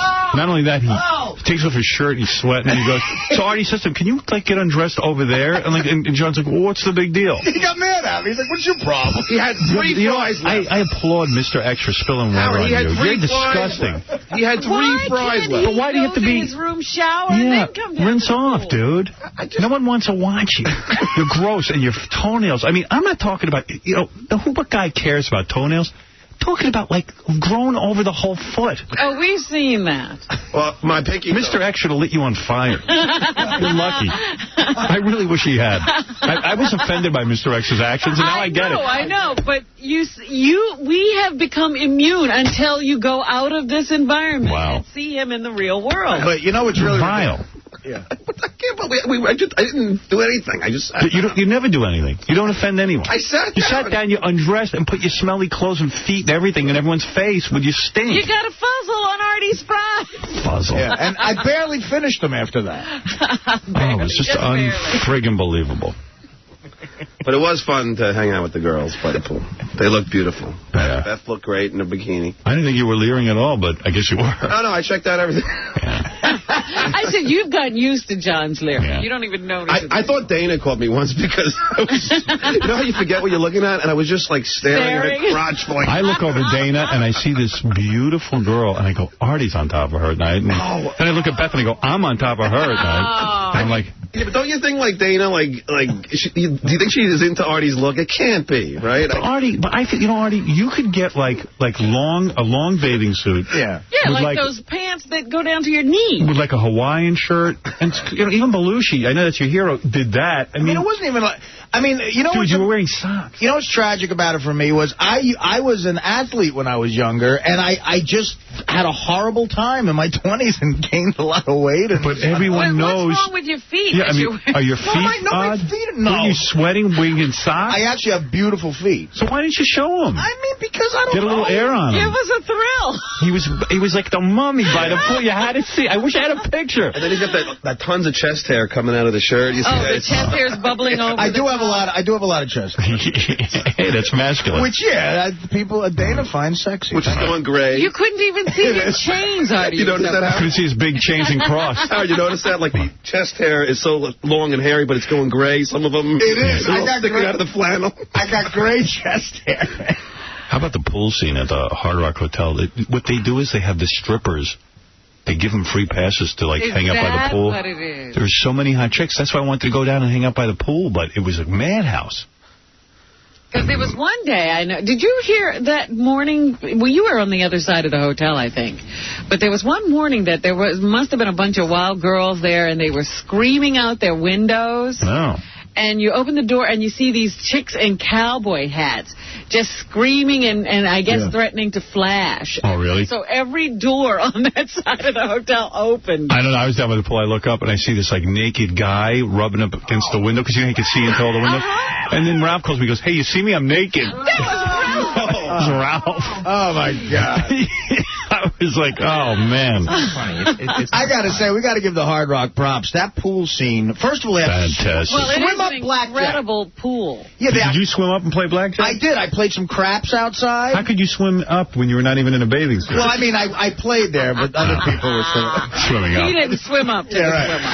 It's and there's chicks all over the place, and the food is very good. Obviously. Up, high or down? I was down, but I had an incredible craps roll. I was telling Artie, that was the best roll. Artie and I were at a table with these dudes. You know, you're getting to be like those gamblers talking about the incredible roll, but ultimately you lost. No, I lost. Oh, yeah. Oh, by the way, to give that guy props, I remember his name was Dahl. That's what he said his name was. Oh, yeah, this guy Dahl, who rolled for over 45 minutes, I think. Yeah. Why don't you take the money and leave? I did. I had to leave. I went to Arizona. No, but you lost money. Yeah. Well, what are you going to do? What am I going to do? I don't know what to say. Vegas cover charge. That's all. It's fine. I even resented that little while that Artie played for me. I mean, he couldn't have been there 5 minutes to make that money. And then you're supposed to tip. By the way, I tip the dealers so much money because everyone says I don't. Right. Every time I get up, I was down. But anytime I even just like win anything, give them $50. Because everyone's saying, but I'm like, I don't get that concept. They just raped me. Right. Now I got to come up with $50. Dime when you lose. Yeah. If you lose, you shouldn't have to do that. So many phone. ODB stopped by, so I got to get him on next. Oh, he is here. He's here. ODB just got out of prison. Got to talk to him. We got to talk to him, but I got so much stuff to tell you about. Well, we got all week. Vegas. Take it easy. I forget. I bought a book. I bought a book to write stuff down. I have so much to talk about. I got a book here to read to you. But, yeah, you did. We wanted to make sure you said how nice Picasso treated us. They were great. They were great. They were great food. All right, look, when we come back, here's the plan. Talk to ODB. Find out what prison was like for the dude and what he's up to. And what he's up to now, because it sounds like he's still under a lot of restrictions. Dirt Dog is the best interview ever. And remember, he just got out of, like, some kind of mental evaluation. Yeah, he's fine. Don't worry about him. Yeah. He's fine. Well, they let him go. He must be all right. When we come back, the interview you've been waiting for, ODB, Old Dirty Bastard. He's back. Now he's Dirt Dog. Yeah. Yes, he changed his name. I don't know why. Because he's got a lot of names, though. Little Baby Jesus. Little Baby Jesus, but he's Dirt Dog. You can call him what you want. Little Baby Jesus, Dirt Dog, ODB. We call him the best interview ever. Okay. Right after these words. Larry John versus Larry King. You say that you knew Sandy Koufax. How about Amelia Earhart? Amelia Earhart, casually. The Easter Bunny? Larry. Frequently. You know what time it is? No. Isn't it time for you to propose? Don't lie about your name. How do you mean? Enjoy the book. Wow, I'm just asking a question. Will you see Fault Man, Larry? What an entertainer you are, Larry. I want to marry you myself. The Howard Stern Show. The police maintain that you shot at them. What is your response to that? It was lying. You know what I mean? I don't even own no gun. I don't own no gun, period, man. You know what I mean? Streets is wild, crazy, you know what I mean? I deal with chances. I just keep it moving because, you know, I know a lot of officers in New York City. They pull me over. They see this old dirty bastard. Oh, keep going, man. Get the out of here. You know what I mean? That's how it is. Because I ain't no bad type of guy. To the community any way. When you be in the community for a certain amount of time, you know what I mean? People look at you. You know what I mean? I grew up in Brooklyn all my life. I thought you grew up in Staten Island. No, not at all. Brooklyn Zoo. You know what I mean? People look at you and they know people that grew up with you. And so motherfuckers know I wouldn't do no like that. You know what I mean? I probably whip a nigga ass because I got to if I got to. But as far as pulling out guns on cops and like that, I mean, that's not for an entertainer to do to a cop. That's not for a cop to do to an entertainer. You know what I mean? There's too much things going on in the world for like that. For you know what I mean? Now, that's my man, ODB. That's great. Old Dirty Bastard knows how to tell the press off. Stick up for himself. Here he is, After being away in prison, where does he come first? The Howard Stern Show. He did promise, and he is a man of his word. ODB, call him what you want, ODB, Little Baby Jesus, Dirt Dog, whatever you call him. Here he is. And he's here with his friend Damon Dash, the head of his record company. All right. All right. Come on in, fellas.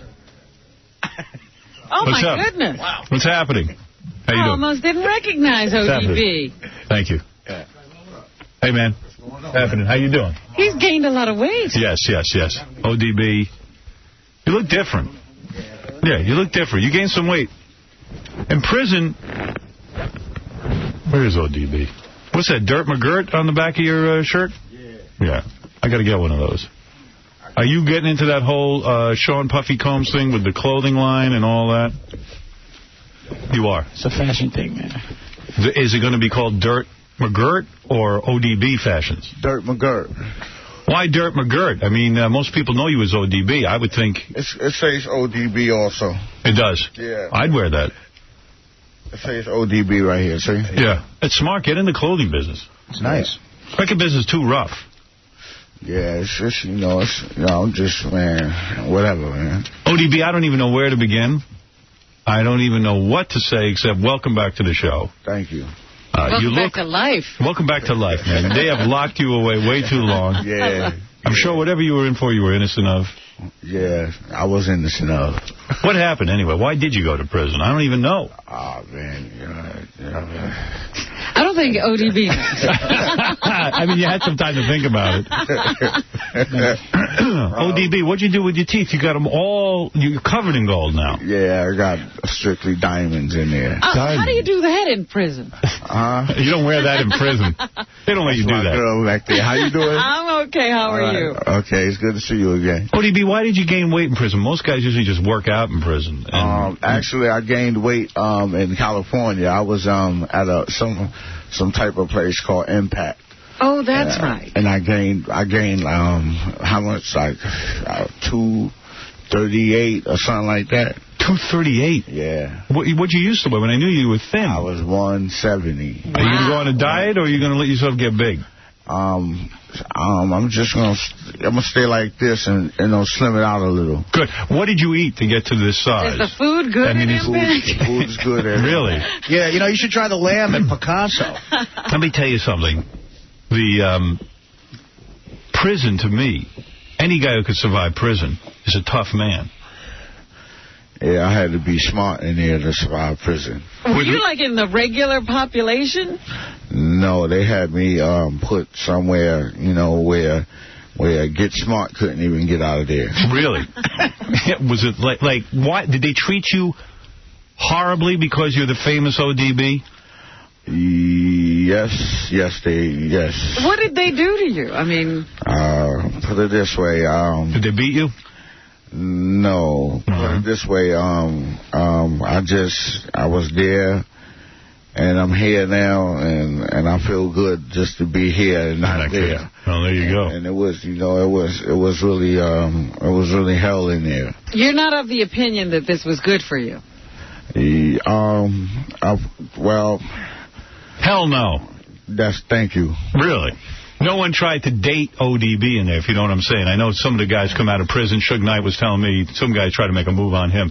Did anybody try to make a move on you, make you their girlfriend or anything like that? Me, dirty? Are you crazy? No way, man. But, I mean, did you have to fight some brothers in there to establish your turf, so to speak? I had a couple of fights. You know what I'm saying? It was some serious fights. And, really? Yeah. Did you kick these guys' ass, or did they kick your ass? We got it on in there, you know what I mean? You know what I'm saying? Black guys or white guys? We're going to talk about some music, man. What do you mean? Keep talking about jail. Let's talk about the new stuff. Well, I'm going to get to the music, but I mean, we got to know how ODB is. I got to talk to my friend. Looks good. He does look good. You look healthy. Let's go. Hey, Damon, no offense. I mean, ODB and I have always talked about, we keep it real here. No offense. Nah, that's no offense. That's good. ODB, we always kept it real, right? Yeah, I heard you. Exactly. You know that. Yeah. So you had to kick a brother's ass? Damn, man, I couldn't do that. I get my ass kicked all the time, man. Yeah. I never won one fight. He was in jail? No, I lived in Roosevelt, Long Island. His ass on the street. You just kicked it for no reason? I grew up in Roosevelt, Long Island. One of 3 white people lived there. You weren't an obnoxious old dude, was you? I wasn't obnoxious. I behaved myself. And you just kicked I still got my ass kicked for being white. But you should have took karate. Oh, I took karate. I pulled my groin. See what happened? Damon, you're the head of the record company, right? CEO, founder. ODB put together some songs while he was in prison, and you put them out? No, I just liked him as a person. I thought he'd come out and make some noise. Right. I thought he was kind of misunderstood. So he is misunderstood. Probably. We all are. ODB, so what happened? After jail, they put you in some sort of, rehab or something? No, there was a mental thing. You had to stop off? I went there because staying there was out of my range. Mm-hmm. You know what I mean? So I went there, and now I'm here, and they give you a clean bill of health. I'm glad to be out of there. So you got to stay out of trouble now, though. Now, what do you have to do now? Are you still on probation or? Yeah, we heard there's all kinds of rules now. Yeah, parole. That's all. What are the rules? What do you got to do? Report to somebody? Yeah, the regular thing. Do you have an ankle bracelet or Nah. No ankle bracelet? Nah. I wear one of those. Nobody trusts me. Just for show, though. Yeah, but actually right now, I'm going to get in the studio and work on my album. Now, when is this album coming out? As soon as it's done, As soon as it's finished, we out. There's no timetable, Damon? There's no sort of... I got a feeling we're going to have a record on the radio this week. Oh, you really? do? Oh, that quick? We should premiere it here, I think. I would love to. Good, cool. We'll give it to you. I'll be honest to do Wednesday, that. we're going to bring you a copy. I'd be honestly happy to do that. Old Dirty Bastard will be hosting a live web chat tonight at 9:30 at dirtmcgirt.com. Now, are you going to answer all the questions, or Damon, are you going to say, let's not talk about prison? I mean, if they're going to do a web chat? I would think we'll ask a couple of questions, but I don't want to harp on them like y'all doing. What do you mean harp on it? This is a man's life. Y'all asked a lot of questions about jail. ODB, when you write your new album, you got to talk about jail. This has been your life for how many years now? Not every record, though. Absolutely he does. Nah. He absolutely... Everything. Wasn't he writing in jail? ODB, did you spend time writing music in jail? Yo, what's going on here? I'm having an argument. I didn't know you got a lawyer with you. Everything's jail. Come on, man. Not everything is jail. The guy just got a clothing line. He's on a new label. We got a whole new beginning. Let's talk about the fresh start. Hey, brother, you're C-blocking me here. Exactly. How could I talk to ODB? You're cell blocking. That's why I'm here. That's what I'm here for. You're kidding me. ODB, you don't want to talk about your life? We already spoke about it. No, we didn't. You just talked. All right, go ahead. Talk about it. Damon, you conduct the interview then. All right. I mean, what am I supposed to do? If you're going to conduct the interview... Damon show. Damon, you got to... be. That's what they say. The Damon show. Now, get back to ODB. Go ahead. But I'm just saying, we could talk about other stuff than jail. ODB, have you gotten any poontang since you've been out? Let's have some fun. I'm having fun. I'm trying to. Yeah, this is fun. I'm having fun. I mean, I want to know what ODB... Has a girlfriend in jail and all that. What's wrong with you? No. What do you mean? Of course they got to know. Brothers, Suge Knight came in here and said some guys put a move on him. He took care of business. Yeah. Let's talk. We talk about entrepreneurial business. We entrepreneurs in here. We want to look smart over here. Come on. I can dig that you want to sell records and everything, but everybody wants to know about Dirt Dog. Want to sell records, but Old Dirty has a clothing line. He got records coming out. We can talk about that. Well, he just said it. I mean, what's to talk about? Exactly. Yeah. Yeah. I'm just happy to be here. I know. Let's do it. Jail stories sell records. Right, ODB? Talent sells records. Exactly. So ODB, what kind of fun have you had since you've been out? Have you had any fun? Well, wait a minute. Let's find out. Could he have any fun in jail? Yeah. More jail. Come on, sister. No. I just want to know how long it was between... Yeah. I mean, could you have any fun, or was it just a nightmare? Nah, it wasn't no fun. No fun. No women, even on visiting day. It was like hell and shit. And I just come out of there, and I feel good being out. You know what I mean? Right. How long after you got out did you have to get a woman? Yeah. Have you had a woman since? You must have gone got some poontang. I had mine right on the spot. Really? Like, did you even bother going home? I mean, did you just... He did it on the street? It was on the spot, man. No kidding. The prison parking lot. Was it great? It was big words. See, if I was you, Dirt Dog, I would still be in bed. I would just be banging right now. You know what I'm saying? Yeah, what are you doing here? Yeah, you shouldn't even be here. You should just be banging. Yeah. He's beginning to agree with you. Right. So, all right. You're out of prison now. Got a clean start. It's the start of your new empire. Yeah. Wu-Tang Clan, is that going on or what? Yeah. You're still with those guys? Of course. And now you're putting out your solo record? Yes. And you're going to do it on Damon's label? Yes. Rockefeller. Rockefeller Records. Rockefeller Records. I hear you're rolling in dough, Damon. I'm trying to keep it I above water. think I've heard that name, Rockefeller Records, over the last... That's a big deal. You stay in that glass all the time, that little cage? Yeah, but every once in a while somebody sends in a message. Yeah, Rockefeller, they were oil company. No, not that Rockefeller. It's a different empire. Oh. Right. It's a different dynasty. So you have the new record coming out, and you're going to have the clothing line coming out. Yeah. Now, I don't think your image was hurt by going to jail. In fact, in a lot of ways, excuse me, your image is improved by going to jail, isn't it? Don't you think, Damon? It's probably invoked a little bit of intrigue, you know. Right. But he's always been talented, so it's all good. All right, let's go to Aisha. Aisha, you're on the air. Hey, Damon, I would like for you to lead a studio so Howard can talk about the good stuff. You can go to BET and talk that entrepreneur's crap. Well, you know...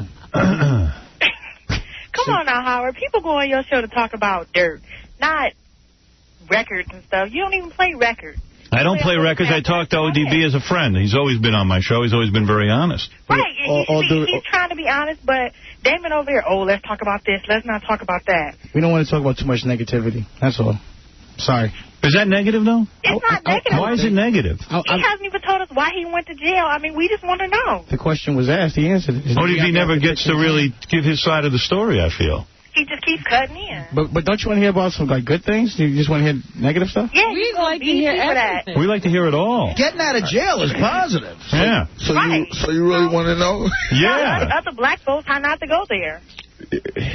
Yeah, you black folks. And also, if ODB was set up, I'd like to know about it. Yeah, don't go there. I'm being serious. I mean, I really do want to know about it. We all want to know. I want to know what happened. Yeah, well, I think we're here to promote some good stuff and talk about his history. We did all that. I think we should just move on. So we tried to talk about his history, but you cut him off to talk about what's now and what you trying to do. Yeah, sorry, sister. My bad.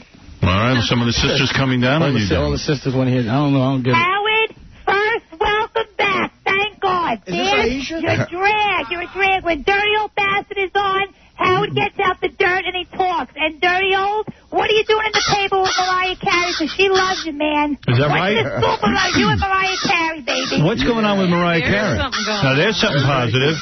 Marianne brings up a good thing. Let's talk about that. Yeah, what's going on between you and Mariah Carey? You hitting that? Yeah, that's some poo tag, ODB, yeah. Who you got? Don't tell me you're hanging around with her just for fun. Ladies and gentlemen, there's an interruption. ODB, what's going on with you and Mariah Carey? We just, trying to, I'm trying to we going to do a song together. Oh, there's nothing romantic? And... Oh, look at this. Wow. Whoa. That's a pull, man. Look at you, ODB. Sweet. Look me in the eye, brother, and tell me that's true. Now, Damon, can ODB discuss this? Listen. When I feel like interjecting, I will. Y'all can do what you want. All right, there you go. There you go. You got to ask me to interject. I'll just do it. No, Mariah Carey is a good subject. Yeah, what about her, man? Yeah. She's crazy, right? She's good people. She's not crazy. She's cool. She's cool. And what happened? When you got out of prison, you went right to Mariah Carey and hung out with her? She was there, so... Are you in love with her? Yeah. Of course. Yeah. Have you think about her in prison? Hell yeah. All I was thinking about was this song we made, Fantasy. And it said when her boyfriend get out of jail, and I was like, man, I got to get out of here, man.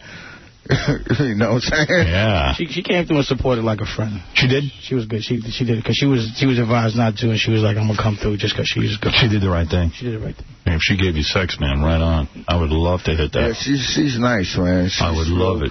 She's real cool, man. She look good naked? Oh my God. I ain't got no objection with her. She look good, man. She's a very pretty woman. Good for you.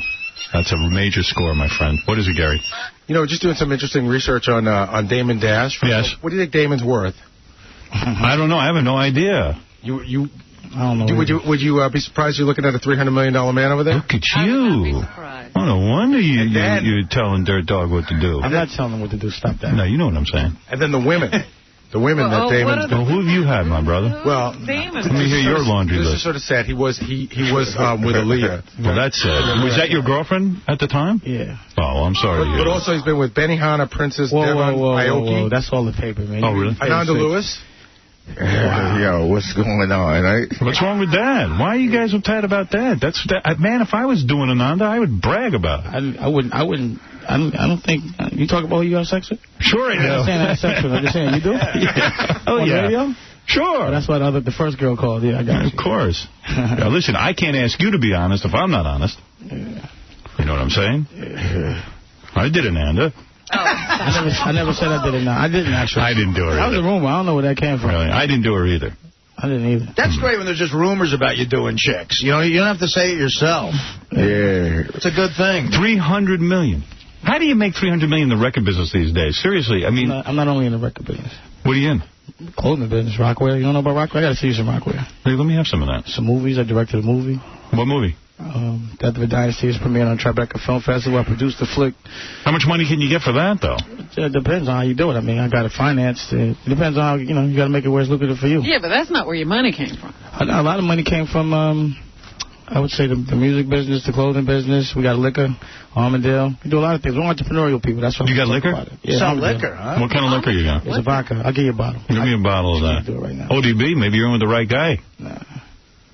But, that's not all liquid, man. That's a lot. They talk a lot of gross, man. You know what I mean? Right. It's not all I generate a lot of money. You know what I mean? I'm a businessman. I wish it was all profit. I wouldn't be up at 7:30 in the morning, I'll tell you that.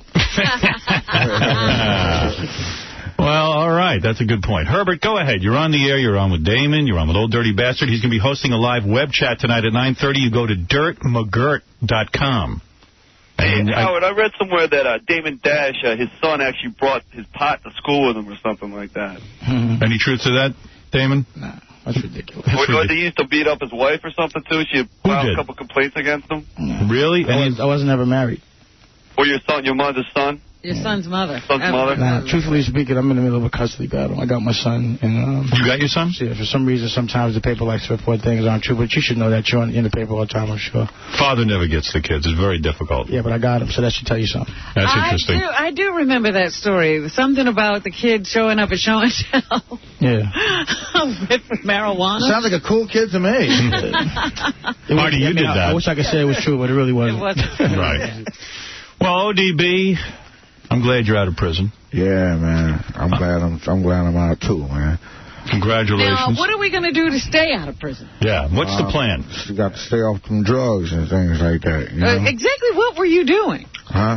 Man, the best. Really? Because I want to be on when you're on. I love that. What do you do? No, seriously, you straighten your life out. I just gotta, they take that urine test, so I'd stay away from all that negative stuff. As long as you stay off drugs, they'll keep you on the street. On the street. Yeah. That's all you gotta do. But the temptation is great, man. It is a great temptation. What was he doing? Was he like into coke or heroin? What were you doing? Yo, I was doing me. What were you doing specifically? That Kizzo shit, really? On the radio. Oh, you can't? Well, listen, ODB, I wish you a lot of luck. You've always been nice to me, and you've always come on the show, and I love when you come in here. I hope that things go better for you. He's all good now. We're going to get money. Yeah, I'm all for you. Damon, I wish you luck. Thank you. With all your different enterprises, ODB. You're going to play the record tomorrow, right? On Wednesday. Yeah, send it over to me. I'd love to hear it. So he's already been in the studio. We got records. I mean, we haven't been in the studio, but by Wednesday, I think we'll be good. How do you have the records already? You did the beat, the hooks. You just got to come home and do the rap. You got to get in the studio. You ready to do that? Yeah. He's got to lay it down. Is it hard to do that after, like a lot of times when you were performing before, you were high or whatever, you were doing your thing. Now you got to do it straight. Does that intimidate you? No, I don't. What do they have, like support group, like you got to call some... You have to go to like a group therapy or something? Something like that. Right. So you're still doing that, and that'll keep you on the straight and narrow. Yeah. But let me ask you one thing. Would you rather have stayed at Impact or go to jail? Impact. Okay. I don't even know what Impact is. Impact was the rehab facility he kept escaping from. Oh, really? It was only one time, man. It's just, you know. The media blows that out of proportion. I had no choice, man, because, L.A. judge was in my favor. So, I said, I got to do me. Do you think they treated you differently because you're the famous ODB? Do you think they were harsh on you because of that? I don't know. I do. I'll tell you why. I think they try to set an example out of you. You agree with that? Kind of. Yeah. I mean, I don't think... there's a lot of guys who have done stuff like you do. They don't even go to jail. Yeah, True? True. Yeah. All right. So, I mean, I think there's a bit of that going on here, too. You agree with that, Damon? Probably. Oh, yeah, definitely. Yeah. We get harassed all the time. Bobby, there's a lot of prejudice going on we don't like, man. They mess with us a lot. I don't think it's a black thing. I think it's a fame thing. No, it's more, for us, it's a hip-hop thing. They mess with us in the street a lot. Bobby, go ahead. You're on the air. What's up, Howard? Hey. I just wanted to tell you that Damon, I can't believe it. He's bigger than Puffy. Bigger. He got movies, he's got Cameron, he's got DZ, he's got everybody. He's got Dirt McGirt. He's going very, very far. Thank you, man. I appreciate that. All right, there you go. Damon, you holler back, player. My man. Is that a white guy talking like that? Hell yeah. Look at you. It's not a black or white thing. It's a colorless thing. People that appreciate good things. Really? Yeah, that's right, Howard. Where do you learn how to talk like that? I grew up all my life in the Bronx. I went to Mount St. Michael. I've been all over the Bronx all my life. Let's keep it real because I'm keeping it real. All right. Listen, Damon, thank you for coming in. Send me that record tomorrow. ODB, good luck with your web chat. Tonight at 9:30 at dirtmcgirt.com. People get on there on the website and they can say anything they want to you. Will you then talk about your prison experience? Talk about anything.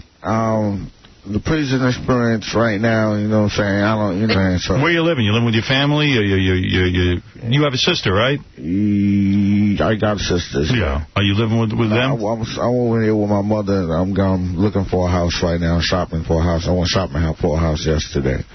Okay. So I got to go next week and, get yourself together. Yeah. So this is, it's relatively early in your release period, and you don't even have a home. Yeah. He's already got some poontang, though, Robin. Yeah. Notice poontang first.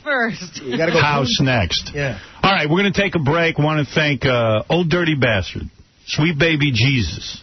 Now, who are we? Who are you? What do you want to be called now? Dirt McGirt. Dirt McGirt is the name. Yeah. All right. How do you spell McGirt? McGirt, M-C-G-I-R-T.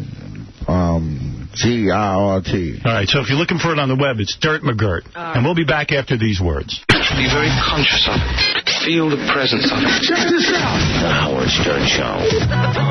All right, tonight on E, the Vegas shows start airing. All the excitement, all the fun tonight on E. That's going to be great. Lots of fun. Don't miss the Miss Butterface contest. That's the highlight. Can't wait. Although tomorrow night, I know, is Artie's basketball game against the woman. Another highlight. Another highlight. You mean when I shattered women's athletics? Yeah. How'd you do that? That show. I mean, come on. How'd I do that?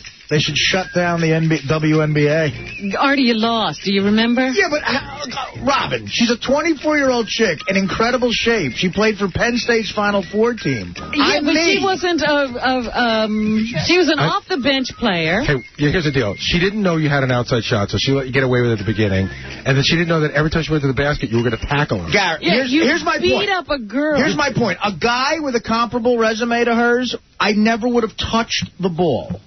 That's the point. Because she was the guy wouldn't think you'd be a gentleman. He'd go and beat you up. Tell you what, I think this Artie... girl expected you to be a gentleman. I think Artie proved the point. I think that Artie could be on the WNBA. No, he couldn't. I do. I was just looking at the promotional stuff for the WNBA. I know Artie couldn't take those women. Robin, I basically won the game. My last point was in and out of the rim. I had 40 drinks the night before. Go play one of the NBA women. It shouldn't have been that close. I think Artie's right. Go play the WNBA then, let me see. Well, they don't want him because he has a penis. Yeah. See? By the way, Robin, discriminating against congratulations to you. For? Razor Magazine. Is this Ramp Magazine? Okay. God, there's so many magazines. Ramp Magazine. Don't know that one. They have a list of the hottest women over 50. 40. No, over 50. Oh, really? And Robin Quivers Laugh and the world laughs with you. Laugh at Howard Stern and you'll be joined by the hardiest ha-ha in the business. Howard's trusty, busty, sassy sidekick, Ms. Quivers, simply tickles our fancy. You're on there with Goldie Hawn, Susan Sarandon, Dolly Parton, and Pam Grier. Wow. There you go. Some illustrious company. You are in the sexy over 50, and I think your weight loss put you in the top. Just put me over the top, did it? ODB was licking his chops during Yeah. He was like, you lost some weight there, damn. That's right. So, where were we? Before ODB came in, we were talking about Vegas, my trip to Arizona. You were in the midst of telling us about... we had just finished up, I guess, talking about Siegfried and Roy and your night on the town with Artie. The farmer. Yeah, Artie the farmer. Siegfried and Roy. You know, New Jersey is not that far from New York. Yeah, I don't know what happened. I grew up 10 miles from New York. Hard to believe. I'm sophisticated in other ways. So after Vegas, I was all stressed out because we had just problems after problems with equipment and this and that and the other thing. And so I had some meetings on Saturday in Vegas about the movie Porky's and Rock and Roll High School that I'm producing. Your movie people brought the meetings to you in Vegas? Yeah, because to come over from L.A. takes 45 minutes. So I was right near Arizona. I decided to go to Arizona. I was going to go to one of those spas that offers peace and tranquility. So I got booked into one. I show up. This was Saturday night. They had a prom, a wedding, and a 60th birthday party all going on at the so-called resort. At this peace and tranquility place. Yeah. And I was like, oh, my God. And, like, people had, cameras. And then I'm down by the pool, and there's a wine tasting group from town shooting, like I said, this is like being at the Hard Rock. It's a nightmare. I want to just go and be by myself a little bit, So I called my travel agent. I was freaking out. I just said, listen, I mean, this ain't for me. I go in to eat dinner. They got like disco music, and the prom kids are all in there with me. And I'm like, this is not relaxing. You're supposed to go. I wanted to do tranquility. Walk in the desert. Hiking. I know what you want. How did you end up there? My travel, I said the reason I use you guys is because you always check everything out ahead of time. Well, the guy who runs the place, he came here and he told us about it, and we trust him. And I go, well, don't make me the guinea pig. So you're not supposed to be at a place that has weddings at all. No, weddings, prom. You said there's over 350 cars. Right. Just I was like, this isn't what I asked for. So I got in a car. I went to I traveled 2 hours by car to another place I knew of that I'd been at before. It was great. Yeah. Got there Sunday morning, did the hiking in the desert. I love Arizona. Arizona's a great state. Ever since I'm a little kid, I wanted to live in Arizona, and I don't even know why. Maybe I saw it in a movie or something, like a Western. What you saw as a kid. But I always had this thing for Arizona. And you go and they do hot rock massage and it's very... Get in the sweat lodge. It's very... They have sweat lodge. I know. But they didn't have it while I was there. They got an Indian who teaches you sweat lodge. You go into a tent and you sweat and you bond with, nature. Sauna? No, it's outside. They build it.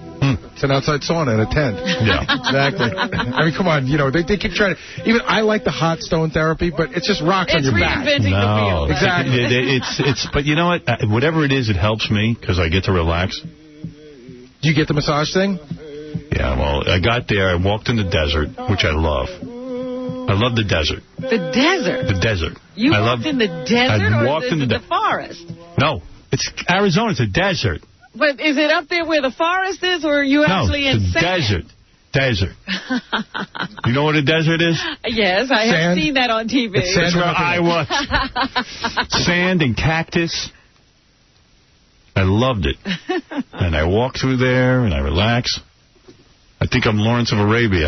You put yourself in one of those outfits? Then I would come back. They had healthy food Oh, this is a serious spa. Yeah, that sounds like fun. No, but the food is unbelievable. I'm telling you, you would love this food, but at least, if you were trying to lose some weight or try to stay in shape, you know what's going on. But, I mean, you could, there's alcohol and there's, anything you want. So it's not like a fat farm. You can they had 3 different pools you swim at. One was like a hot pool. One was like medium. You know what I mean? It was very cool. And you're sitting by the pool and they got a little area where you go and you get smoothies and all kinds of herbal teas, and, you know, it's just very cool. And that place was much quieter than the other place? It was nice and quiet? Oh, you couldn't hear a pin drop. And people don't bother you. They don't leave you alone. So why did you just go there in the first place? Because she said, this is something new. So, I'm trying to be a little adventurous. But, man, you got to go. So I thank God I was there, because I tell you something, I just rested. Yeah. And I was tired. And I rested. Well, you killed yourself in Vegas. I was going crazy from Tom Chiasano and his setup. Well, not only that, you do try to party a little bit. Yeah, It's like not your usual routine. Go, baby. Yeah. Well, also I had that asthma thing. I wanted to go breathe some good air, the whole thing. So Arizona, then I signed up, I started to get a little spiritual. I signed up for this thing. This guy teaches. They have you go work with a horse. You did this? Oh, you were a horse whisperer? No. Don't jump to conclusions. You told me about this once before. You go and you work with a horse. And, you go over and you have to clean the horse's hoof. But you go over and they say, pick up the hoof. And the horse would not move its foot. Then the guy talks to you about, he's a psychologist, but he's like a cowboy psychologist. Whatever.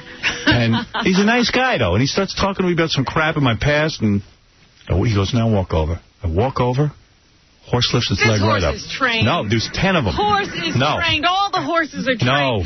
Please, Howard. No. Please. You are falling for a magic trick. No, it wasn't a magic trick. I took care of a horse for years. It's no big deal. I didn't get therapy to get him to lift his hoof. Yeah, why don't you let the guy read your palm while you're there? But you also started to lift the horse's hoof when you got more comfortable around the horse and you started to... No, when they taught me how to get him to lift his hoof, I lifted his hoof. Hey, can I ask you a question? The horse read my palm. What do they charge you to clean the hoof? I'm Mr. Red. Well, I liked it.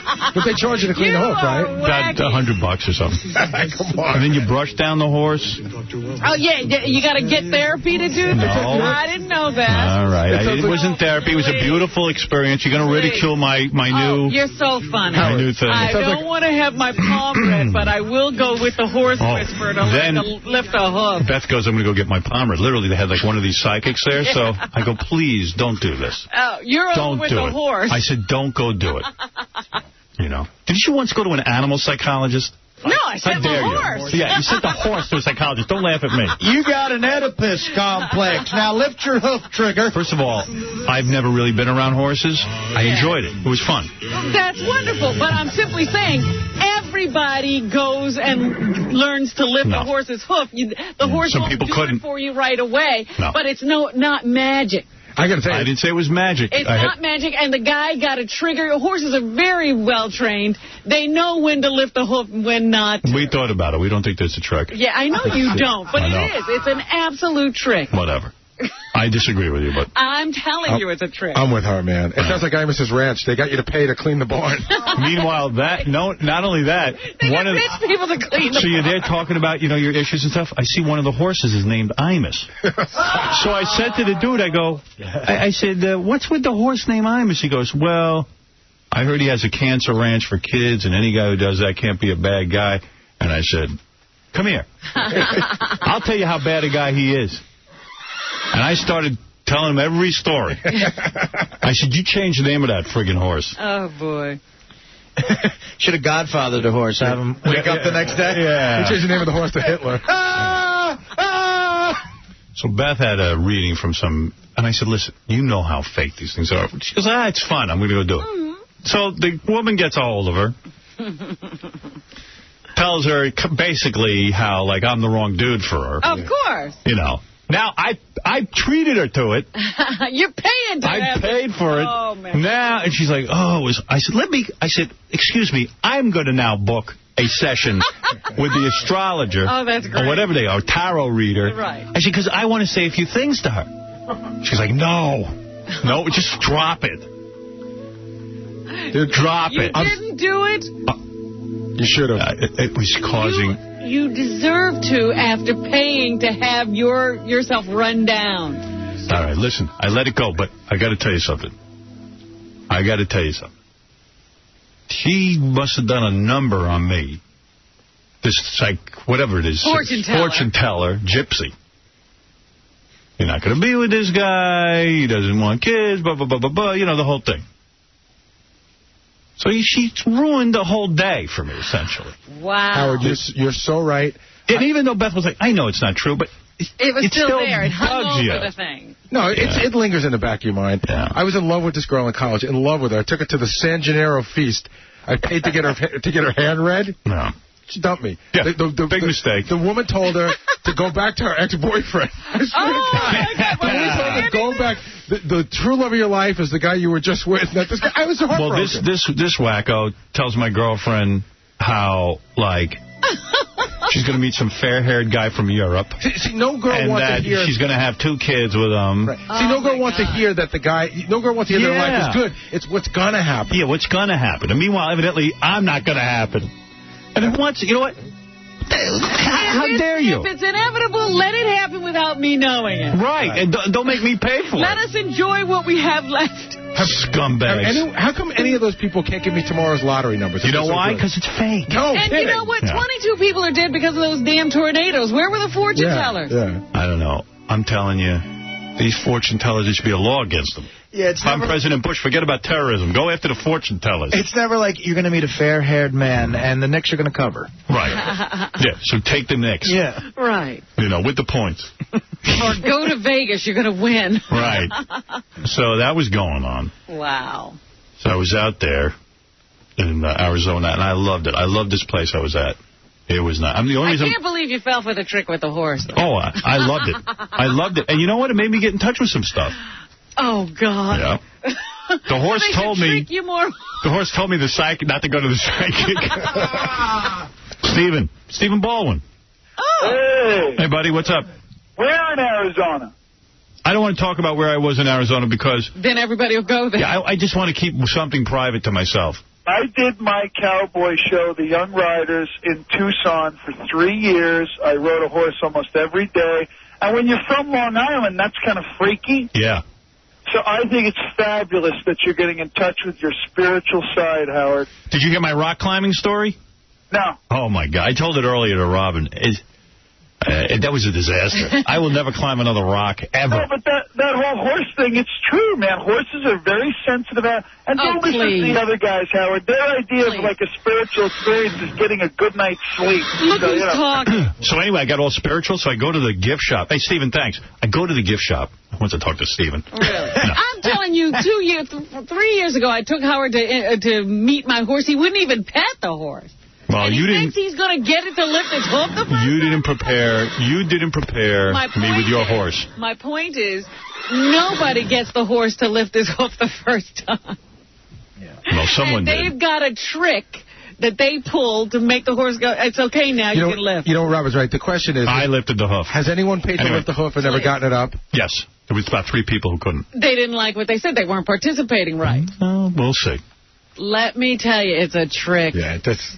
Whatever. Well, anyway, the psychic ruined my week. It's just as much trick as the psychic. I think Lacey Peterson would have liked to know her husband was, you know... Yeah. Right, that you couldn't have a kid with him. But by the way, let's talk about that case.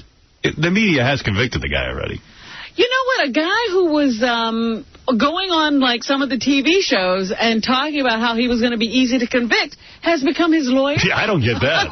Did you know that? No. Yeah, that's true. But wait a second. What was he? Wasn't he, like, a half a mile away from Mexico or something? Well, their defense is... he didn't go. He was $10,000 in his pocket. He'd gone to his family. The guy says, look, I was out fishing that day, and they did find the body in the water. Near where he was fishing. Near where he was. He says, but there's 3 other, like, serial killer types in this area, and they might have read that I was fishing that day and dumped the body there. Get out. You know what? And then he went to lift the horse's hoof. Just have the trial. Just have the trial. Let's have the trial. Let's stop playing it out in the media. They said it might take 3 years to bring this thing to trial. Right.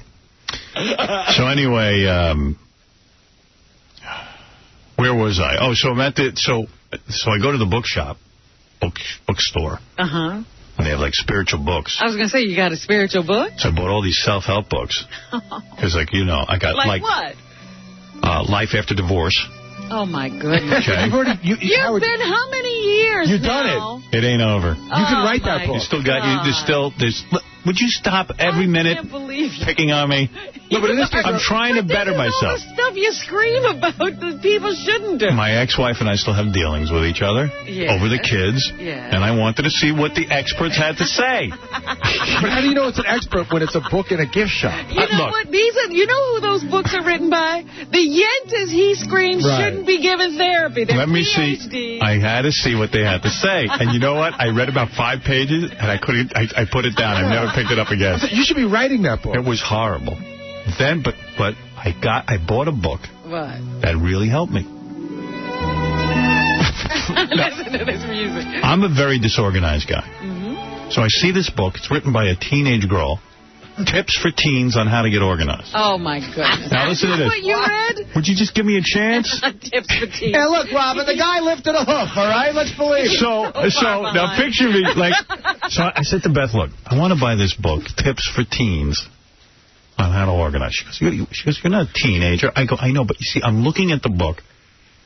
I'll substitute the word homework for my work. In other words, I need to get organized. And you can always say, I'm buying it for my kid. Well, I go up to the lady, I go, Beth, your brother's going to love this book. Because I'm embarrassed that I'm buying this book. What is it about Tips for Teens that gets you as opposed to, like, there's a million books for grown-ups? I opened up, there was no books for grown-ups. And this kid, this teenage girl, wrote it with her mother, who's another yenta organizer. She organizes people for a living. They had some good tips. Like what? How to keep your calendar, how to organize your life, how to clean your room. Are you going to do all this? I've been doing it. I've been cleaning. You clean your room? I clean my room. I did, like a kid. I mean, but you need how to put your pencils, how to pack your back, what to do with your locker at school. So all I did was... all the stuff you need. How to organize your purse. I carry a purse. A man purse. Goodness. How to hang up your bras, everything. I know it all. Really? So your mailbag is your locker? Is that the deal? Yeah. In other words, I transposed it to the life of a 49-year-old man. So what does your locker equate to? Well, here's what it is. You have stuff that you keep at home. Yes. You have stuff that goes in your backpack that's that transfers, and then your locker is, in a sense, would be my work here. So I have stuff I keep here. I have stuff I organize from this book. Then I bought a book. I haven't read it yet. Okay. How to Handle Your Anger. Beautiful. Written by the Incredible Hulk. Come on. Yeah, I got that one. Because I'm going to try. I'm a very angry guy. Look, you're paying a guy to help you deal with this, and now you're also getting books? All right, I wanted to see if I could better myself, okay? Something's not working. So wait a second. So it says in the anger book, start leafing through, it says, buy a journal and write down everything that makes you angry. Oh, boy. I went through like 60 pages. Oh, my God. You did it already? Oh, my God. I just started to scribble a few things down. Jesus Christ. I mean, it was everything from the TV show Extreme Makeover is a ripoff and a waste of time. That made me angry. The first episode of that. That makes me angry. Everything makes me angry. But what was wrong with that? They did make over some people. They make over ugly people, and they still look ugly. I want to see, like, semi-good-looking people become hot. Well, that's your show. I don't care. It makes me angry. That's the show you should be doing. What else makes you angry? Oh, Can you give me one more thing? I just would love to know one more thing. Like Artie's shirt. I mean, you should see it. Put Artie's shirt in your journal? Siegfried and Roy manipulating me into holding a pink stuffed animal. My shirt made the journal? Yes. Oh, Artie, you should feel honored. Okay, I'll tell you what. I bought a printer, home printer. Yeah. For my pictures on vacation, okay? Yeah. I took pictures while I was in Vegas and while I was in Arizona. You didn't buy another printer. Same printer. It prints out your pictures. Okay, because I was going to say, after your last vacation, you bought a printer. You get your camera. Card, yeah. You got the camera. You take the card. You put it in the printer. Prints out the pictures. So I took like 78 pictures. One of the pictures I took was a picture of Ronnie, the limo driver, on the jet coming home. Okay. I took it because I didn't want to leave Ronnie out of taking pictures, so I took a picture. Taking pictures, right. You might as well take Ronnie. Might as well take. Like, I need a picture of Ronnie. I pressed the printer. I set it all up. I put in 78 stacks of paper. I leave for the day. I come home. I've got 78 pictures of Ronnie on the plane. I set it up wrong. All I'm out of ink. Oh, that's part 78 goddamn pictures of Ronnie the limo driver. Now that you got to put on the... I put it on my book. I'm mad. I'm angry. But I want to see the picture. You got to put it on. Oh, I'm going to bring that in for you tomorrow. I got 78 of them. Yeah, I'm going to hand them out. It's my Christmas card. Everybody can get one. It's my Christmas card. Freak me right the F out. But that's understandable. See, I understand. But it makes me angry. That I understand, but being angry about Extreme Makeover, you know what I'm angry about? I watched Survivor, right? So I taped it while we were away. I'm so angry at the two so-called good-looking chicks. Oh, yeah. The bitch is on there crying that she's on Survivor. She has, your mother's dying of cancer. What is she doing on Survivor? Stay home if your mother's dying of cancer. Wow. Everybody's got to give you their opportunity to meet their loved one because your mom's dying and you left her. If my mom was dying, would I be on Survivor? Right. And making everybody else upset and not good because they want a letter from home, too. I like that girl Jenna thinks she's so good looking. She goes, everybody here had something against me because I'm so good looking. I'm a model. You're no model. She's screw you. Where's she modeled? Nowhere. She's the best looking chick on the island. Yeah. The 8 people. And she's not even that hot. She's a model there. Right. I hate her. Hey, can I ask you if they don't vote her off, I'm going to kill myself. Can I ask you one thing about Survivor? Yeah, and Rob rules on that show. He better win. He's the best guy they ever had. The guy Matt, right? Yeah. You saw last week they had the thing, and he gave up seeing his family member to let everyone else see theirs. Anyone would do that. Do you think so? Do you sure. Do you really? Yeah, you're trying to win $1 million. Yeah, it's about winning. Those people we got for 3 weeks. I know. They're crying over there. That's my wife and I said. It's been 31 days. For Christ's sake. When I was in my 20s, if they told me I could have 3 weeks away from my mother, I would have been happy. You did it every summer. Yeah, I went away. I paid to do that. But even that Rob kid, the most manipulative kid around, he cried when he saw his mother. No. He cried. I don't know.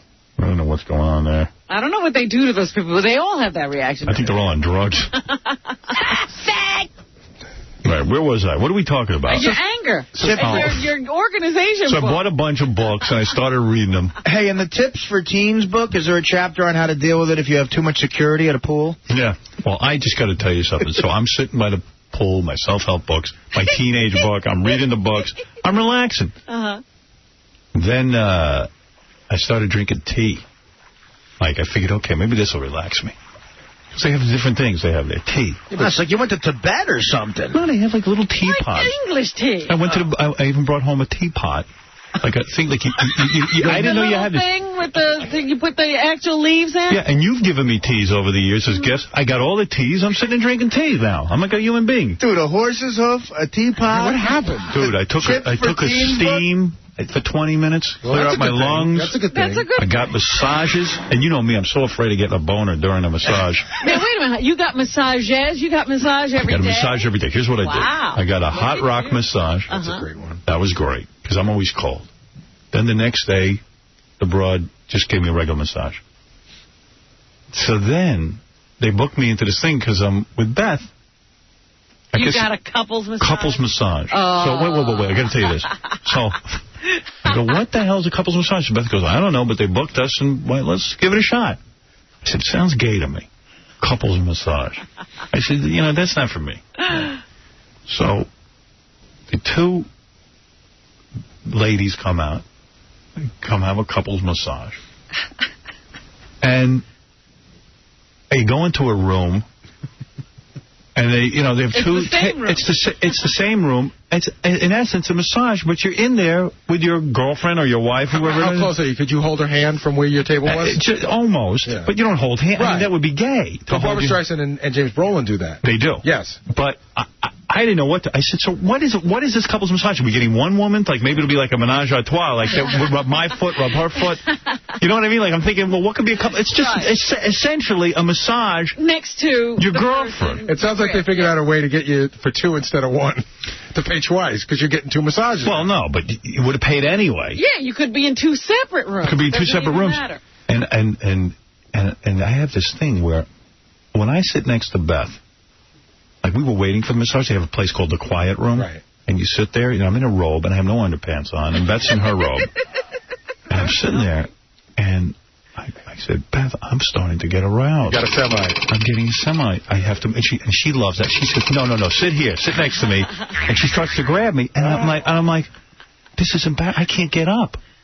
So she's laughing. So I then go and I sit across from her, all the way far away from her. But what do you do to make it go away? What do you think? I just don't look at her. Shirt. I don't think about... And I'm a very sexual person.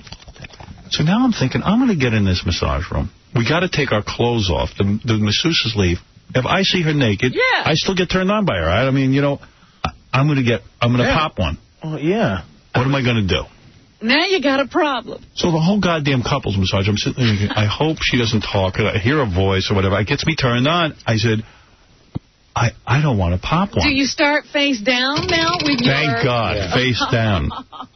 Because you don't have a wiener, but if you're face down, it kind of inhibits everything. Yeah. Look, man, if you see her naked and you don't pop one, then you have a problem. Then you're a homo. Yeah. You know. So then they get you on your back, and the woman was rubbing my legs and stuff, but I'm able to control it. But I was afraid. You didn't look over her back? No, because I'm afraid that if... I don't want to pop one. I've been there. Because you know that's going to be a whole story. Because they all talk to masseuses. You know who had that problem? Oh. It was Stuttering John. He had one of the massages. He did. The girl was really hot. Right. And when he turned over, he said it was a tent. and he apologized. You're kidding. And she said, you know what happens all the time. It's really? Yeah. Oh, dear. And I think he's friends with this woman now. But he had a total tent when he turned over. Really? I'm always afraid of that, but I seem to be able to control it. Because, you know, hey, I'm not trying to be gross, but I'm a dude. I tell you, I've made it literally, been able to turn over with, like, seconds to spare. Mm-hmm. Like, I just have to start thinking about baseball and just, you know, anything to get back to normal. You know what? Right. I farted once when a cute chick was giving me a massage. Did you really? You know what? These girls say... I got so relaxed, and I went like, and I heard it. Oh, you woke yourself up? Yeah. Beth was talking to one of the massage therapists, and she said, you know, I guess you got her to say, you know, some of the job is gross, because a lot of these people, you know, it's health food and stuff, and it's a lot of beans and stuff. They fart through the whole goddamn, and it stinks. Yeah, well, mine wasn't health food.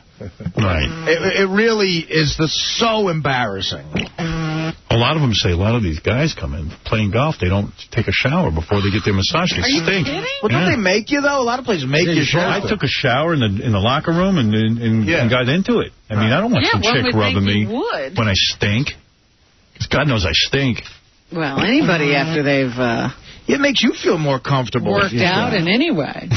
Imagine just like taking your sweaty clothes off and... No, I can't. I bet you John does that. Hey, you know what was really embarrassing? With your nails? I was getting a massage, and when the massage therapist, like, he went to my feet because my nails, she put gloves on. You're kidding me. I swear to God. And I didn't know. So what does that tell you, dude?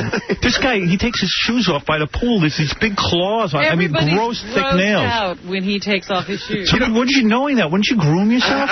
Even before a massage? See, I think it's a whole other thing with him. Goddamn animal. He's waiting for someone to do it for him. Like, even, I'm sure President Clinton clips his own toenails once in a while. His wife has to do it. I just don't know. You're just a baby, John. It's sickening. You want to be held and touched and pampered. Yeah, and you know what? Everyone does, but there's a certain degree that you just have some self-esteem, and you go like, you know what? I'm going to clip my toenails today because I'm embarrassed. I just don't think about my toenails. You don't think about other people. That's why. You think about you. These nails will look great. When you come out of the shower and you look down and you see that they're curling up, you don't think that's odd? It doesn't hurt your feet? Sometimes. Your wife never complains? That's when I know to cut them when I can't jog anymore because it was like it just if the shoes don't fit. I can't jog. Hey, and what happened with you? What happened with you the time that you popped? Gorillas. You had a it was so embarrassing when I got a little aroused during the massage. She says it's normal that it always happens because blood rushes to that area when they do your legs. I think you can control it. But she was really cute, right? Yeah. I think you were giving her a signal. Yeah, okay, whatever. No, I never got a happy ending. Ever, but I'd like to. I know, they never do. Joe wants to be like, he wants it to be like, I couldn't stop her. You know, I got a friend who insists that's not cheating. Insists. It's not. That's not. What are you talking about? It's not. If you're getting a massage and the woman starts... It's therapeutic. It's part of your massage. Of course it's not cheating. Well, she's licensed. Who would say that's cheating? Only a girl would say that. Please, that's not cheating. It's not. If you're in that, when you get in that space as they're rubbing you, so you're not really there anymore, you're kind of... If that happened and you're kind of like not there, and then suddenly you wake up and she's doing... Not cheating. Is that cheating? No. All right, so that's not cheating. But question. the moment you wake up and you don't stop her, that's cheating. Here's my question. You know what? Just stay asleep. That's getting a massage from a really good-looking guy. Right. Well, first of all, that's wrong. It's cheating. That first thing you said was cheating. I went up to the counter. You're a piece of work. I went up to the counter. I go, I would like massages for me and my girlfriend and no men. Right. I said, women only. Yeah, you can't do it. And they go, oh, okay. Like they never heard that before. And then we would get the couples massage, and they tell you the name of your masseuse. Like I had, let's say, Karen, and Beth was going to have Mel. And I went, Mel? Usually with the couples massages, the woman gets massaged by a man. I said Mel. It turned out Mel was like a girl. Melanie. Yeah. But sticking with your thinking, so say Beth is getting a massage from, it's not gonna happen. A guy. It wouldn't happen. And he goes into the no-fly zone. Of course she's going to go into the no-fly zone. Is that cheating? Yes. Well, why isn't it with you? It's different. I don't know why. I know why, because it's you and her. That's exactly right. You know what? I was the Taliban.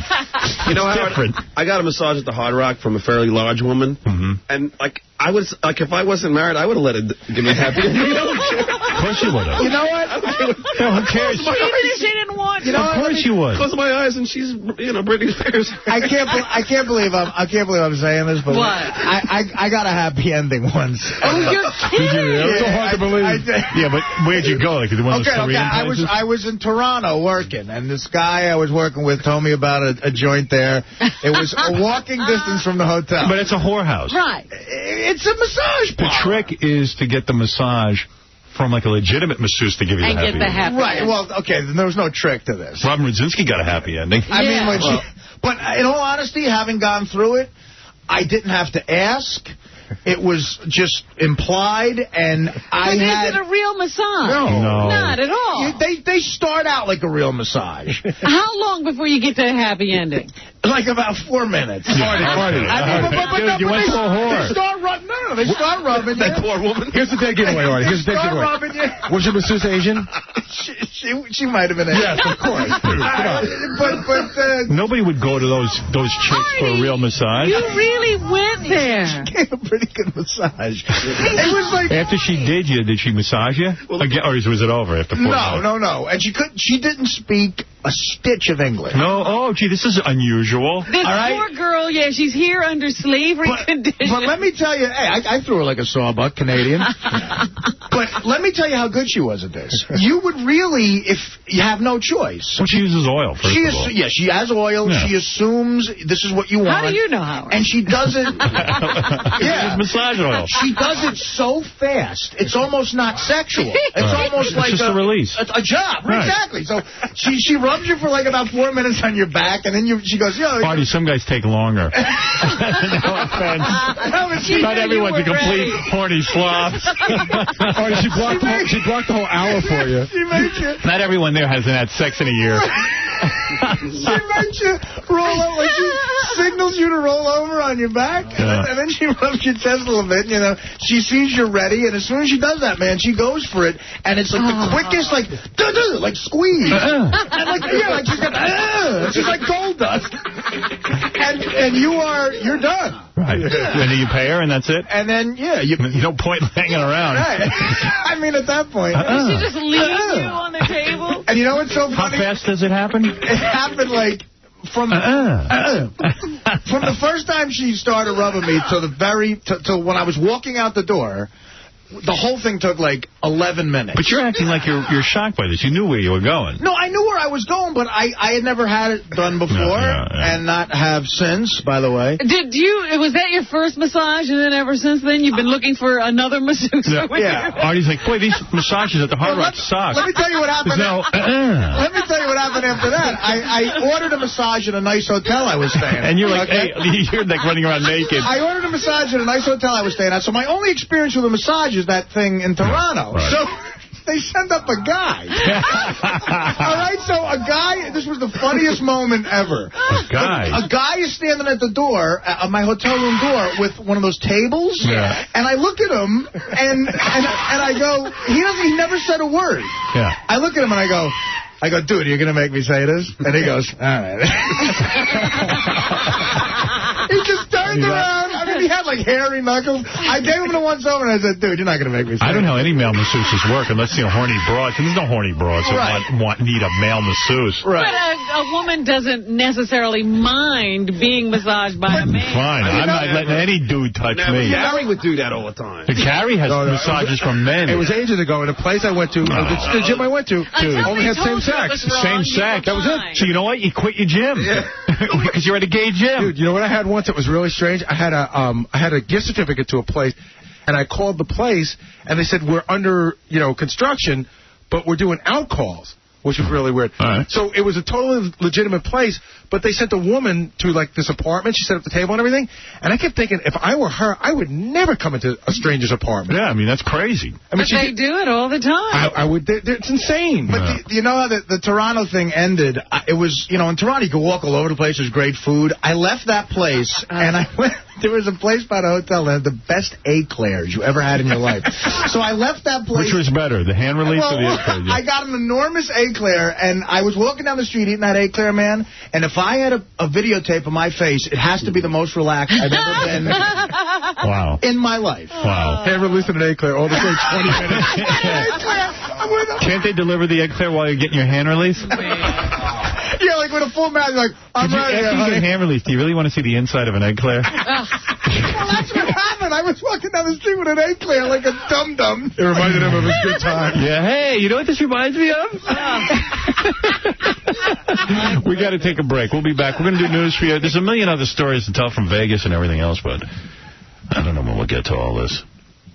I could talk all day about stuff that happened. I got a whole journal full of things that made me aggravated. I can't believe it just says Artie's shirt in the anger journal. Well, I'm shocked that your therapist never recommended that to you, because that's what I used to do when I first started therapy. And sometimes the writing gets very big, you know, when you get really angry. Probably when you were writing about stomping on my face with your feet. In Washington, nutcase. Yeah, I'm the nutcase. Nutcase. I used to jog on Howard's face. Well, at the time, things were going very badly, weren't they? Not that bad. Yeah, we weren't working together. Well, I didn't jog on your face. Yeah, because it was your fault.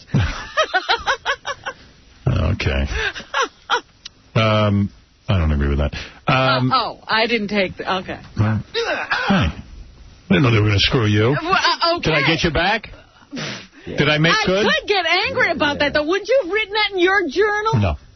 Never. I would never write a negative word about you. Oh, get out of here. If that had happened, you'd have been angry. I'm a true friend. I was not a friend. I would never have done that, told anybody else that. I'll read that in your second book. I'll tell you who's in my journal. Doug Goodstein made it in there. Dear. I was furious with him. I was going to fire him. What? What was this about? Wow. I had it out with him at the pool. You're kidding. Where do you think I was right? I saw a little bit of that, and of course you were right. I mean... We're in Vegas, and it was the night that... I guess it was the Thursday night, the drinking show. Yeah. Right.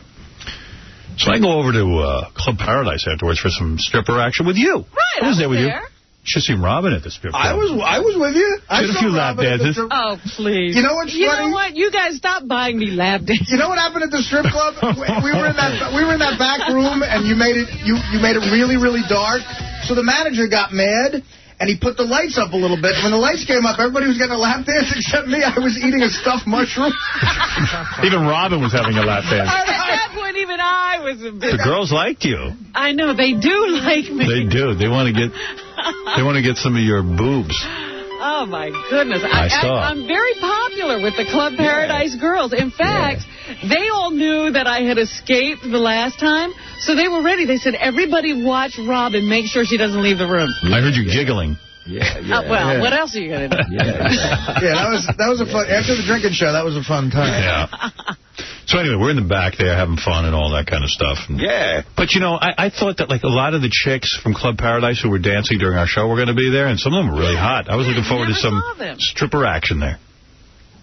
So, I don't know, the next day, Ralph calls me and goes, did you hear that Doug Goodstein had a party up at the Hard Rock? I did hear that he had a party in his room. I said, nobody told us he was doing that. No one told you. No one told me. He had 15 of the Club Paradise girls there. Are you kidding? No, and why do you think the Club Paradise girls are there? They think it's your party. They think it's my party. They're doing it. The Club Paradise girls don't make house calls, the hottest ones. And first of all, Robin, it wasn't his room. He got the stripper pole room. The stripper pole room. Our room. And, you know, if he's going to... He could have had that party. And he didn't tell me. B, I go, you're using my name? He goes, I didn't use your name once. I go, no, dude, they're doing it for you. How do you think you're there? And then he's like, ha, ha, ha, ha, ha. And I'm like, well, dude, now I owe them a favor for your stupid party. So wait a minute. Now, you're down at the pool on Saturday, I guess this is, or Friday? Yeah. And he starts telling this story? Well, I found out from Ralph, and then I went to Ronnie and go, hey, Ronnie. I go, did you hear Doug Goodstein's having a party? He goes, I was there. Whoa. After you went to bed. I went, yeah. I wasn't told about it. I didn't know anything about it. No, nobody told us. He's a little operator, Doug Goodstein, busy with his little party plans. And yeah, because I even thought, why is he having a party? Well, I don't mind guys entitled to have a party, but don't use the Club Paradise girls, the 15 that were on our show. No, but it's like, the end of the Vegas trip party. Why is Doug Goodstein throwing it? Doug's always about throwing parties and charging people for the parties. And I don't even know. So there was a fee? Was there a fee, Doug? Yeah, there was a fee. Cut it out. Seriously. What do you mean cut it out? I told you. I thought it was wrong. Totally wrong. Okay, tell me how. Explain it, and I'll keep quiet. I will. Please. Okay. Each year when we go to Vegas, the last day of the show, I throw a party. Good. Usually in my room. Fine. For the E-crew, for the guys, for the staff guys, and some of our freelancers. Got no problem with that. Not a crazy, out-of-control party. Pretty mellow for a few hours. Okay. That was the plan this year. Why would you need a party in your room when you got all of Las Vegas to party in? Right. But go ahead. Okay. What's to be Doug's room? What's the attraction? Did you come to Vegas to go to Doug's room? It's a party. It's a party. Yeah, go ahead. So tell us about the entertainment. So that was the plan. That was the plan. Okay. So then, I was talking to some people from the hotel, and I told them that I was going to have a party up in the room. And they were like, well, why don't you use that private room in the hotel? No problem with that. Because Howard is not using it tonight. We asked him point blank, and Howard said he is not going to use it. Okay, I still have no problem with that. Okay. So then we had the party. I invited some people up, invited some guys from I told Gary. And from there, that's it. We had a party. No. How did the Club Paradise girls get there? Okay, that's who sent them over? Right now. No, yeah. Dude, you think I would? How long have I worked for you? Wait a second. Why do you think they all showed up? And how did they know about it? Wait. You said you're going to hear me out. Well, you left out the most important part. No, dude, here, listen, Howard, I would never use your name. I never have. I've been with you for 9 years. Why were the Club Paradise girls there? Because they were in the hotel. Oh, they were already there. Yeah. Okay, yeah. Another show for someone else. And the guys from the Hard Rock mentioned it to them. They knew you were not in the room, and they sent them over, and there were about 6 of them, and they came over for about 30 minutes in and out. So not true. And the girls were the girls who had been on I the went show. to them, and I said, yes, this is Howard Stern's party. Please come up. Doug, let me ask you something. Out of all the parties going on, do that to you, of course you don't overtly do it, but I'm saying out of all the girls, the Club Paradise girls don't go to any parties. They don't show up as the Club Paradise girls. I did not say, please, Club Paradise girls, come up. This is the private party. It's the Howard Stern show. But you're from the Howard Stern show. Of course they think that's what it is. Then they came up because they were in the hotel, and they did it as a favor. Dude, I didn't... let me ask you something. The girls were all given dances for free. Am I correct or not? Yeah, they did. Well, why do you think they're doing that? Those are working girls. I get what you're saying. I totally get it. But I did not use your name. I would never... Yeah, of course you did. Do that. I didn't invite them up. You didn't say by name. They think they have to do that because they're from Club Paradise and they're trying to please me. You know what that was? That was the party we had the year before. Yeah. They thought they were coming back. But Howard, I invited, like 15 or so guys? Ask one of them if I mentioned that the Club Paradise girls. I didn't even know the girls were coming up there until they literally were in the room, and I was like, cool. All right, okay. I got to go. Dude, you don't... Mr. Operator. Whatever. Mr. Operator. Yeah, I'm an operator. You are an operator. Yeah, give me one other example when I've ever done anything to disrespect you or your name or the show. Tell me one. Never. Exactly. All right, so this is the first one. I didn't do it, dude. I don't operate that way. I do everything I can not to use your name and exploit you. Doug, how about when you helped out after 9/11? That's disrespectful. Hey, you weren't here. Hey, Artie, you should have borrowed my shirt, you dummy. You're right. Doug offered me a shirt, and I said no. It's like OJ. Name one other woman I killed. Right. Really. Dude, Howard, it's not the case. I know. I talked to you about it privately, and I told you I thought it was a little... But you really reamed him? I didn't ream him. I just said, Doug... You were cool. You were very cool. I said, Doug, I think that, like, these Club Paradise people are doing favors and they're expecting something in return, and I don't think that that's good for us. I just wish I did it in my room, and that was it. They would have, who knows if they would have showed up there. But the Hard Rock guys sent them up. They sent them up. What am I going to say, no? Well, you say... I don't know. They didn't say Doug Goodstein's having a party up there. They said the Howard Stern show is. Right. Howard, I am sorry. All right. I don't want to get into this. Thank you. Out of your book. No, you're in my book. Take it out of my book. Once you're in the journal, you got to stay there. I know. The next time, give those girls my room number. Thank you. All right. All right, see. I like Doug. You know that. Of course. Doug's a good guy. But you also like those girls. I like the girls, too. I'd like to be included. Thank you. Yeah. How about an invite? Doug's a great guy, too. Yeah, Doug, why wouldn't you tell us? I hung up on him. I think Doug's a great guy, too, but if it's going to be a party with all guys, why do you need the stripper pole? Yeah, exactly. Hey, now, the whole story reeks of bull. It's got some loopholes. Yeah. Gee, why didn't you have it in the stripper room? Yeah. Oh, okay, because it's just the E guys. Yeah, Scott DePace is going to use the stripper pole when he gets drunk. Such a liar. Doug. He was giving me all that bull down by the pole. I go, Doug, look. People expect something in return when they get, Right. I said, stop it. These girls are showing up for a reason. It's not because you're a great guy. And it's not because I'm a great guy. They didn't hear Doug and just ran upstairs, Yeah. I got to dance for him. It's the Doug Goodstein party. All right, listen, we got to take a break. We'll do the news right after these words. You're listening to a man who believes in hiring the handicapped. And then making fun of them. Howard Stern. Hi, this is Chris Kattan from Saturday Night Live. You are listening to a man who can't find a gas mask big enough to fit over his huge nose. Howard Stern. All right. A funny guy, Chris Kattan.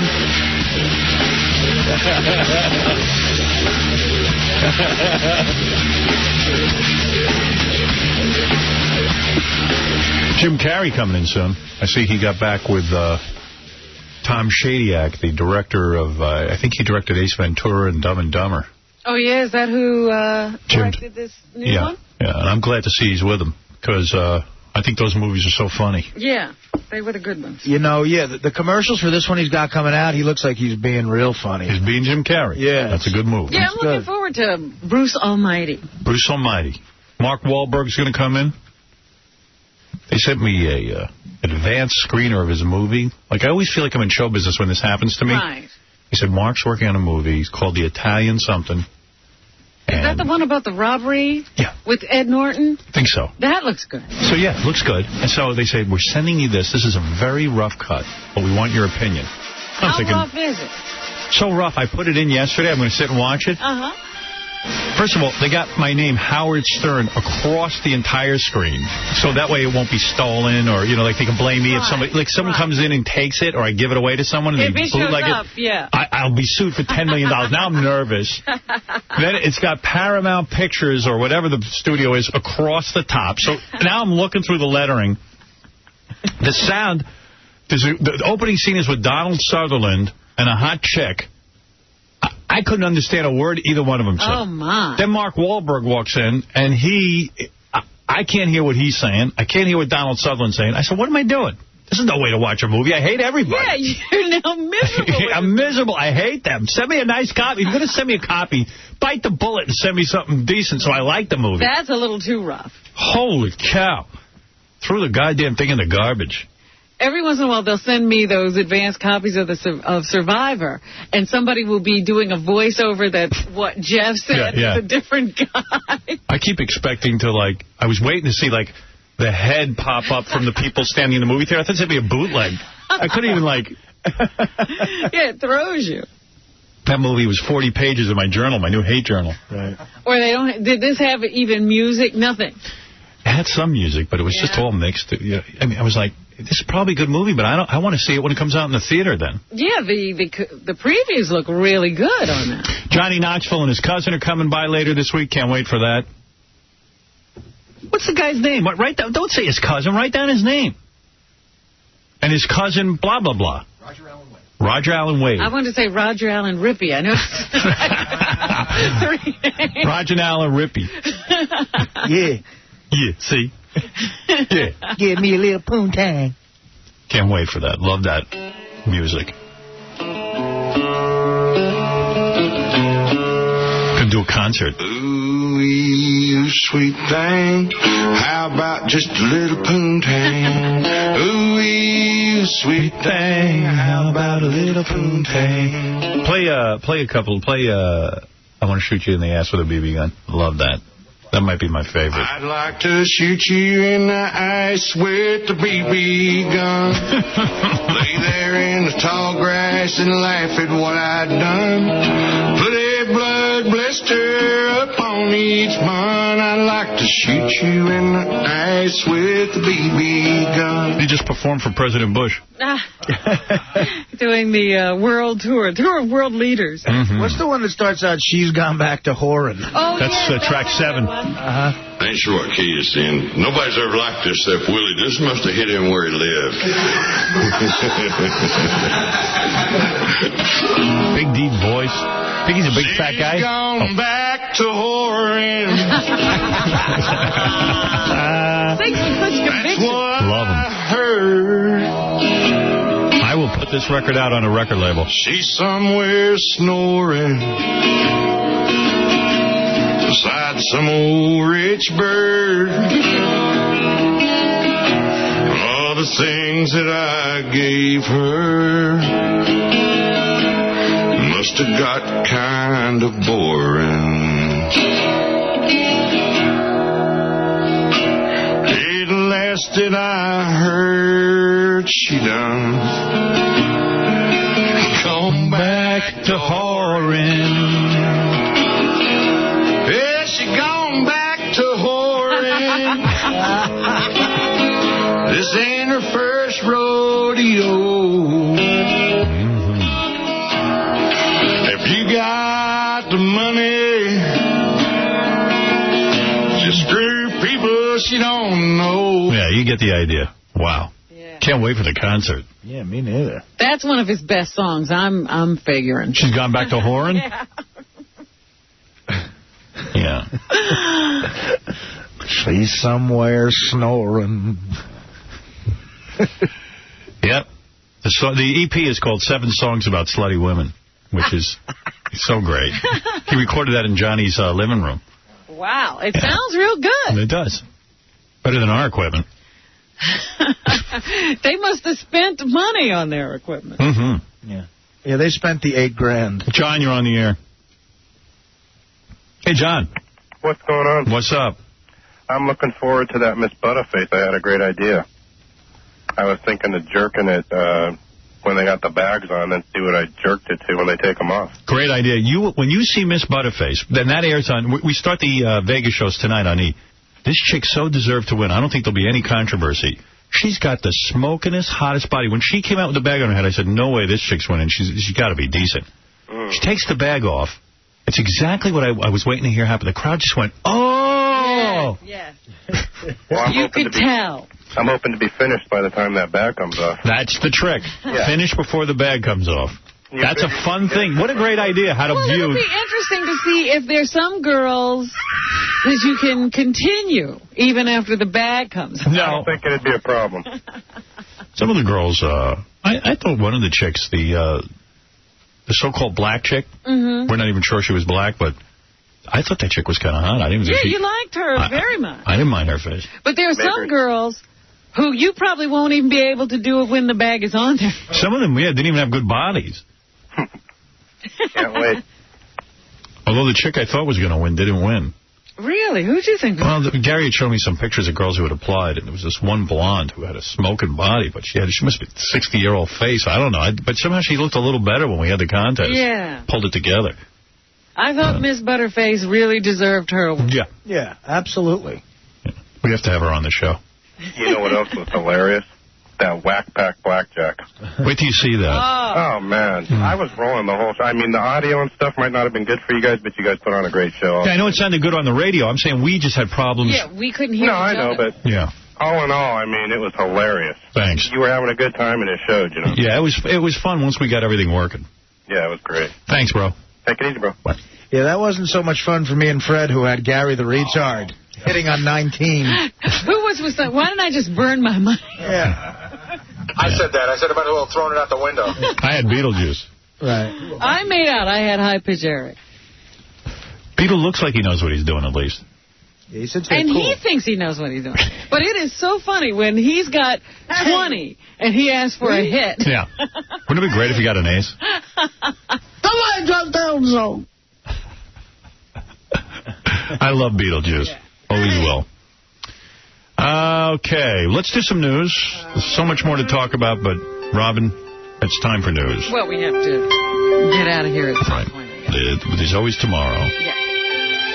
Well, Howard, poor Prince William, the son of Prince Charles and Princess Diana, thinks he needs a break. From what? From what? Tell me. From being Prince? Yes. Let me do it. He wants to come to the United States and live in anonymity. Oh, is he sick of effing? Where's he going? Arizona? Utah? Where's he going to live in anonymity? I have no idea. I don't think he can be anonymous here at all. You go to Saudi Arabia or someplace to be anonymous. He wants to move to New York City, actually. I read that. I'm sure he does. Man. Who wants to come here and go to Wyoming? He's going to be anonymous in Manhattan. Yeah. Worked well for JFK Jr. He wants to come here and just have an easier life. There's nothing Could be easier than being a prince. It's horrible being a prince and having tons of women want to have sex with you. Just being, born wealthy and famous. The day you're born. He doesn't want it anymore. He needs a break. Put him in an Asian massage parlor. Let him work there. Yeah, that would be a good idea. I'm personally going to follow him around and try to make his life miserable when he gets here. There you go. He's thinking of pursuing a postgraduate degree here, maybe, or putting his art history education to work by taking a job at a gallery. Or taking a job. Like, why bother? It's ridiculous. That's putting somebody who needs a job out of work. Yeah. I'm up for that art director's job. So we're feeling very badly for poor Prince. Why bother? Hope he can work things. I think, this whole royalty thing is just getting too much for that line. Maybe they need a new one. Yeah, let's just appoint me, Prince. Let's start all over with a new family. They're bored by it. And there's Prince Howard Stern. He seems to enjoy it. He really enjoys being a prince. Hey, I'm good to my people. Make me your prince. It's good to see someone embracing their princehood. I'd love to run England. Now, I know you're a big fan of all the new technologies and the medical advances. Yes. Like cloning. And yes. Gene therapy and all that stuff. Love it all. But it sometimes has its drawbacks. A gene therapy treatment that cured 10 French boys of the deadly inherited disorder Bubble Boy syndrome. Yes. Has given 2 of them leukemia. All right, listen, I mean, it's not perfected, but we're on the path. Well, that's a real big side effect. Yeah, absolutely. Listen, but deep in your heart, that cloning and is going to start creating organs. We're going to be able to grow a new heart for somebody. You're going to be able to live, and gene therapy. We're going to cure Christopher Reeve. Not that anybody's looking for him to be cured. I mean, he's been more. He's better now. Cure him, people are going to forget about it. I know. Actually, they have a cure for him. He doesn't want it. He gets more attention this way. So you just got to think about these things, though. It's not such an incredible thing that we should just be doing everything we can right now. This has to be handled very carefully. Yes. Because you can have catastrophic side effects. Where'd they go on? In France? In France. Yeah, well, there's your answer. Oh, that's the reason? Well, that's the reason it all went to hell. Well, they do say that these 2, it's toddlers. These are little babies. Yes. Got the cancer, got leukemia, but they are responding well to anti-cancer treatment. And what's so bad about living in a bubble anyway? I wish I lived in a bubble. I feel very unprotected. But you would take your bubble and put it in the middle of people. Yes. Yes, I would. You'd like your people right outside your bubble. Yeah. Somebody babysitting me. your bubble master. Everybody, I think all these guys, it's horrible, I'm in a bubble. I only dream of that. Leave me alone. Oh, you're... But be close by. Oh, I'm not even going to discuss that with you. Obese women... never get laid. Except when guys are very drunk. No. Let's do a newscast where I finish all the sentences. Like Mad Libs. They do get laid because they're having babies. Yeah. And those babies run an increased risk of having heart abnormalities and other birth defects. Of course. The obesity alone seems to be a contributing factor to unhealthy infants. They found that compared with normal weight women, those who were obese or overweight before pregnancy faced double the risk of having babies with heart defects and double the risk of multiple birth defects. So. I love all these stories every day about how being fat is bad for you. We know. But, you know, there's a whole bunch of literature from fat people saying it's okay. Yeah. That's why I have to keep doing it. Ignore that literature. They're trying to convince themselves that it's just fine. There were a bunch of tornadoes that touched down in Kansas and places like Missouri over the weekend, and at least 22 people have been killed. Wow. Can't believe we haven't figured out a way to get rid of tornadoes. What would you do if you heard a tornado was coming? You don't know what to do. Kiss your ass goodbye because you can't escape. Yeah, there's really not much to do. Here's a reporter, Steve Chamraz, who is in Kansas City, Missouri. And he tells us how some people in Kansas City actually escaped injury from the tornado. C1. They knew that something big was coming their way. They ducked behind bars and underneath tables. Only a couple of scrapes and scratches inside that bar and inside some of the other businesses here. But right now, police and fire crews, as you can hear the sirens blaring on by, are being very careful because behind this row of office buildings and shops... Only if you're Superman can you get away from a tornado. But did you hear? These people were in a bar, and they managed to escape injury because they got behind the bar and under tables. So we're told there is a gas leak. A tornado-proof bar. Yeah, so this is where you have to be. It's the only safe place. I'm building a bar right now. I think I have to make it tornado-proof. Makes sense. It's just terrible. Here's a neighbor who comforts a woman who just lost her home after the tornado. C3. Oh, my God. Oh, what am I going to do? You stay at my house. Whatever. I'm glad you're here. Oh, God. Oh, what am I going to do? You'll be all right. You'll be all right. She just lost her house. Yeah. She's being consoled by a hillbilly. You'll be all right. He thinks it's just fine. That house looks fine. Honey, we in Kansas. A new house is $300.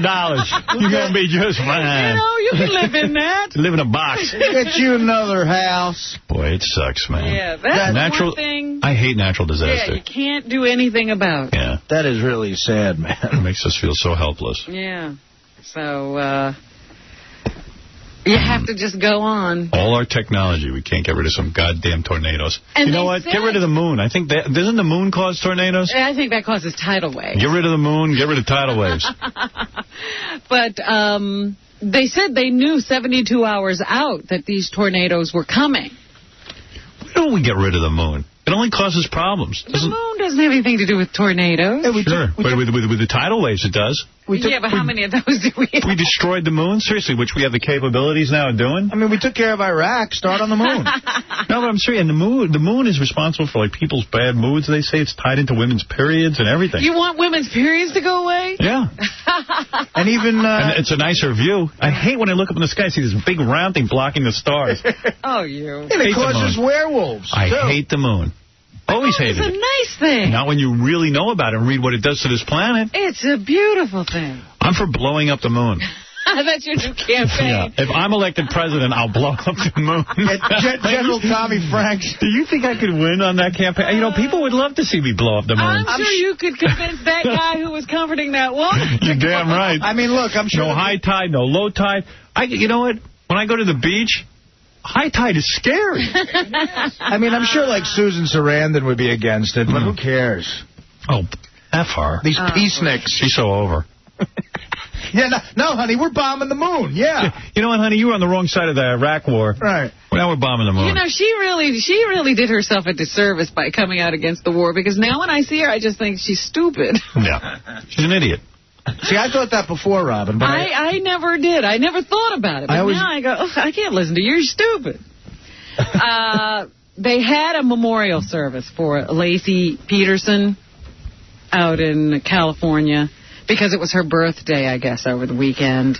And thousands of people showed up to support the family and to show their support of Lacey and the, I guess, punishing of whoever did this to her.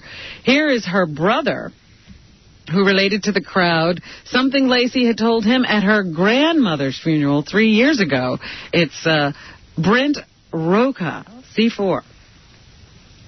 When I die, I don't want people to be sad. I don't want people to be missing me. I want people to be happy.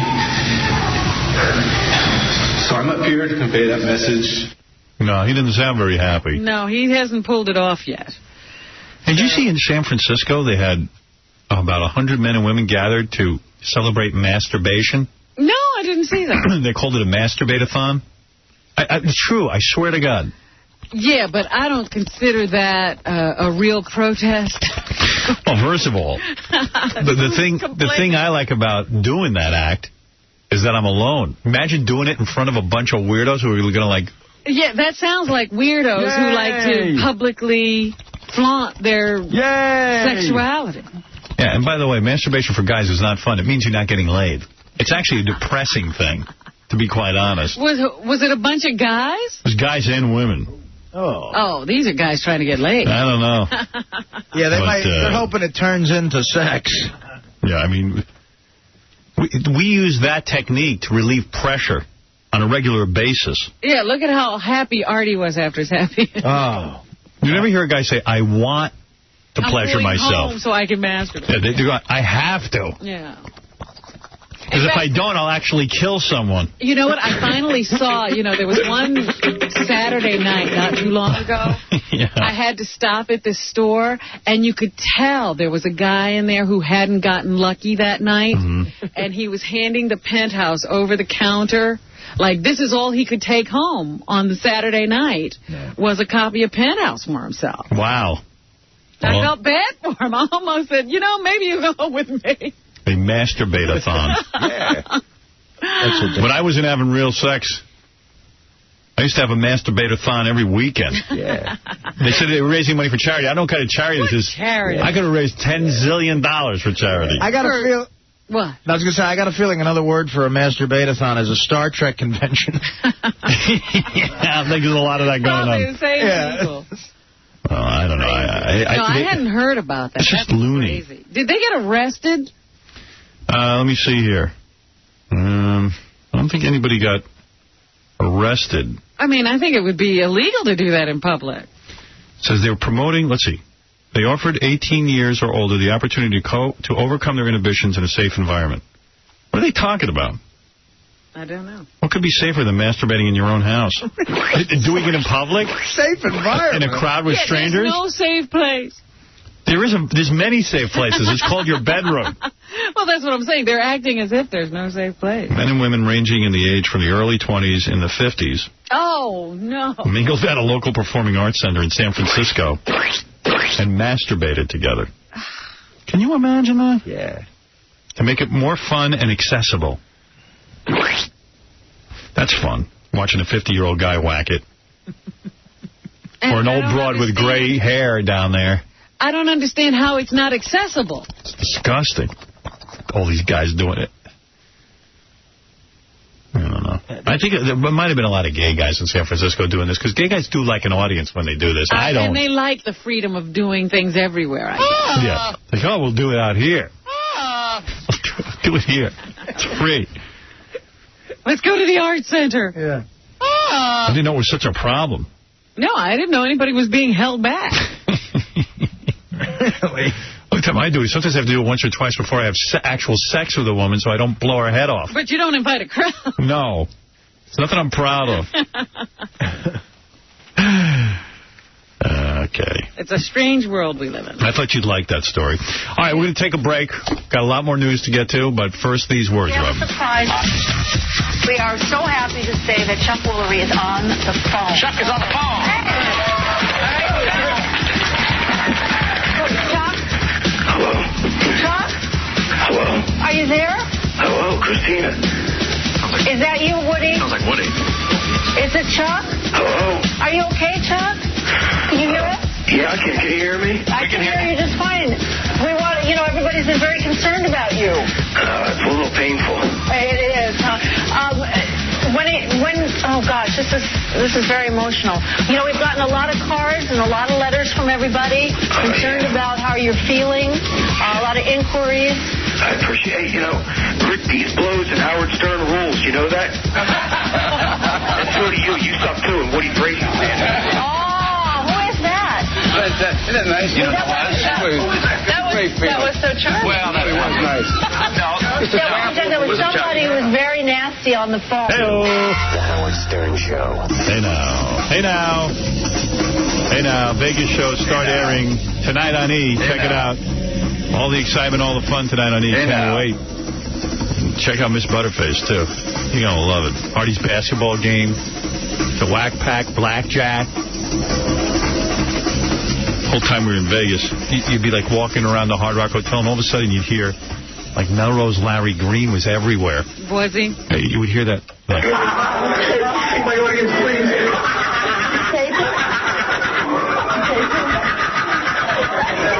I am walking to my room right now.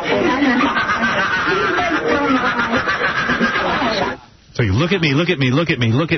I'm over here. You know what his big move is? I saw him do this to you at the pool, too. You'll be at the pool, and he'll go, Howard, over here. I'm leaving you alone. I'm not bothering you. I'm staying down here. You're up there. I'm down here. I'm not going to bother you. All right, I'm leaving you alone. Yeah, and then, of course, creates a whole scene. Yeah. Oh, he's just sick. Where did people like Gary the Retard go during the day when we weren't on the radio? Back to his cage. Same cage we brought him in. Casey was saying to me earlier this morning, he was right. He goes on a little yellow bus. The Whack Pack has their own little, like, mini soap opera going on that they think that we care about. I know. So they would leave me messages like, Joey Boots would leave, I'm really sorry about what happened last night. I wouldn't even know what happened. Nobody cares. Melrose bumped into me, so I had to punch him in the head. I'm like, so beat each other up. I don't care. They're like, yeah, listen, someone might tell you that I killed a guy last night. It wasn't me. They get into all kinds of trouble. All like the wacky listeners. Well, there's a hierarchy, and some people think that they're more important. Like, Melrose clearly thinks he's the king of all Whack Packers. And I saw Melrose kick Big Black out of the backstage area at Stuttering John's show. Yep. He said he didn't want to turn it into a circus. Yeah, he says, get out of here. I don't want this turning into a circus. Oh, my goodness. Melrose did that. Yeah. It's just too funny. And then we had people out there that we flew out that I saw. Like, I saw Fred the Elephant Boy once for half a second and never saw him again. I know. I don't know what happened to him. You know what was weird, too?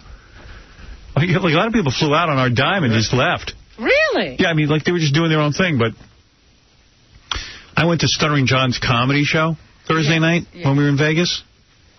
And I'm sitting there, and then all of a sudden, Ralph starts heckling John. You suck, like screaming stuff out. And I was getting really bummed out. I was like, Artie was, too. Is that why you left? Yeah, like Artie was just like, this is lame. I mean, Ralph's heckling John, and Artie works with those other guys, and he's like, hey, that's not cool. Right. I don't think they could hear Ralph. Oh, they heard him. Really? Well, yeah, I mean, ignore you could definitely hear the guy. It's tough, man. I was watching Jim Florentine. Mm-hmm. Ralph's like, you suck. This sucks. And they're all really Jimmy's funny a good guy. Jimmy's funny. They're all really funny. And the funny thing, Ralph can't even ask for his money back because he didn't pay. No, he didn't pay. No. What does he do? He's sitting there for free, eating free food, and heckling. Heckling, guys. And he can't tell one joke. No. Has yet to tell a joke. There were a lot of people that got out to Vegas on their own, Howard, that were creating trouble all over the place. Like, I went over to Club Paradise one night, and the VIP room in the back was filled with just, like, the weirdest people, but I don't know who's in charge of getting in. It was like, D. White Rapper and his girlfriend and Zolar and all those guys. And I heard they were making a lot of trouble. I heard that they were... And did they let him in because of us? I would walk into a... Yeah, because I would walk into a room, and they'd be in there, and I'm not in charge of who's in and who's out, and I don't know how they got in. And they're just there. But the strippers were really complaining that, a couple of guys would be like, they get 5 dances and go, I'll be back in a minute. And then they would just leave. Yeah, I admire that. People did that. Come on, the strippers charge way too much money anyway. They work hard, though. Yeah. They should get paid a lot more. Take your clothes off. Why can't it just be one price and just take your clothes off? You walk in, pay the fee at the door, and everybody just gets crazy. Yeah. So would it be easier if you just put the $300 up front? Right. You do that, they leave you. Well, they were trying to get Gary to regulate the crowd. Weren't they asking you to try to be more selective? The stripper comes over to the Hard Rock. She's like, guys are ripping us off. I'm like, tell them this is payback for all the guys you ripped off. For all the old bags that walk in there and think they're going to get some off you, and then you just take all their money. An embarrassing thing happened to me. We were sitting with a stripper for like a half an hour, but she wasn't dancing for us. So she finally said, look, I'm not making money off these losers, so I got to try to compliment them somehow. You know, they try to overly compliment you with fake stuff to get you to give them money. So the stripper comes over to me, looks over my entire body for like a minute. For a minute, searching for a compliment. Looks at my whole body, and then I swear to God, she looks up at me and she goes, you have a nice voice. All right, get out of here. I said, you know what, take that stripper crap down the road, honey. Yeah. Then I got to dance. Yeah, they used to tell me, you're much better looking in person. I go, I'm hot. I know. I believe it. I believe the horses. Well, if I believe everything. All right, Robin, come on. You're easy. I'm easy. Let's finish the news. Big Black was there? I didn't see him at all. You know what? That actually happened in Atlantic City last year. Melrose kicked him out of the back room. All right. Yeah. That makes more sense. Melrose had Joey Boots thrown out. I heard that, too. I didn't see it, but I heard that. Thrown out of what? I don't know. Something. Jeez. Anyway, this is the story I wanted to tell you. You know this guy, William Bennett? Yes. He used to be the drug czar, and he was the head of education during one administration. He's always on Fox News talking stuff like, America's got to really get itself together, and he's super Mr. conservative. Family values, and he wrote this book called The Book of Virtues, and he's all about family time. Yeah, I think he badmouthed me a bunch of times. Not watching television, and Howard Stern is bad. Yes, all of that stuff. Well, it now turns out that he likes to gamble. And he's worse than Artie ever could dream. Artie would dream. Artie's really bad. The only thing is that he plays a really stupid game. He plays those high-stakes slot machines. You mean girl games? Yeah. And, the stakes in these slot machines are so high, as a matter of fact, that they have a special room, so you can't even see him while he's playing a girl game. He goes back in the back, and it's like one of those slot machines you have to put in $500 at a time. Wow. And they say that in Newsweek and the Washington Monthly magazine, they went through some of the records, and they think that he might have lost as much as $8 million over the past decade. They keep records of that? Yeah, well, you can go to the casino, I guess, and get documents, including some that showed him wiring $1.4 million to cover losses over 1 2-month period. How does a drug czar get that much money? Well, now he's written these books that were, #1 bestsellers, and he goes out on speaking engagements, I think, where he gets about $50,000 a pop. And then pisses it away. Yeah, then he takes it to the casino. They said there are at least 4 casinos where he has a revolving line of credit of at least $200,000. And play a game that makes sense, like craps. Oh, with some skill to it. Yeah, at least you gotta roll the dice. Yeah, how mindless is it to just throw coins in and keep pulling the lever? Does he wear a dress while he plays? Yeah, throwing dice and hoping for a 7. That's intellectual. Yeah, he has one of those buckets in his lap. Well, you gotta think about where to put your bet. Hey, a big bucket. Shall I use this machine or this machine? Yeah. They also say that he receives thousands of dollars in free limo rides, hotel rooms, and has racked up losses of more than $500,000 at a time during trips to casinos. Yeah, those limo rides ain't free. Now, his wife has come to his defense. She says that the family is fine, they're solvent, all their bills are paid. It's not like he's, put them into a bad way with his gambling.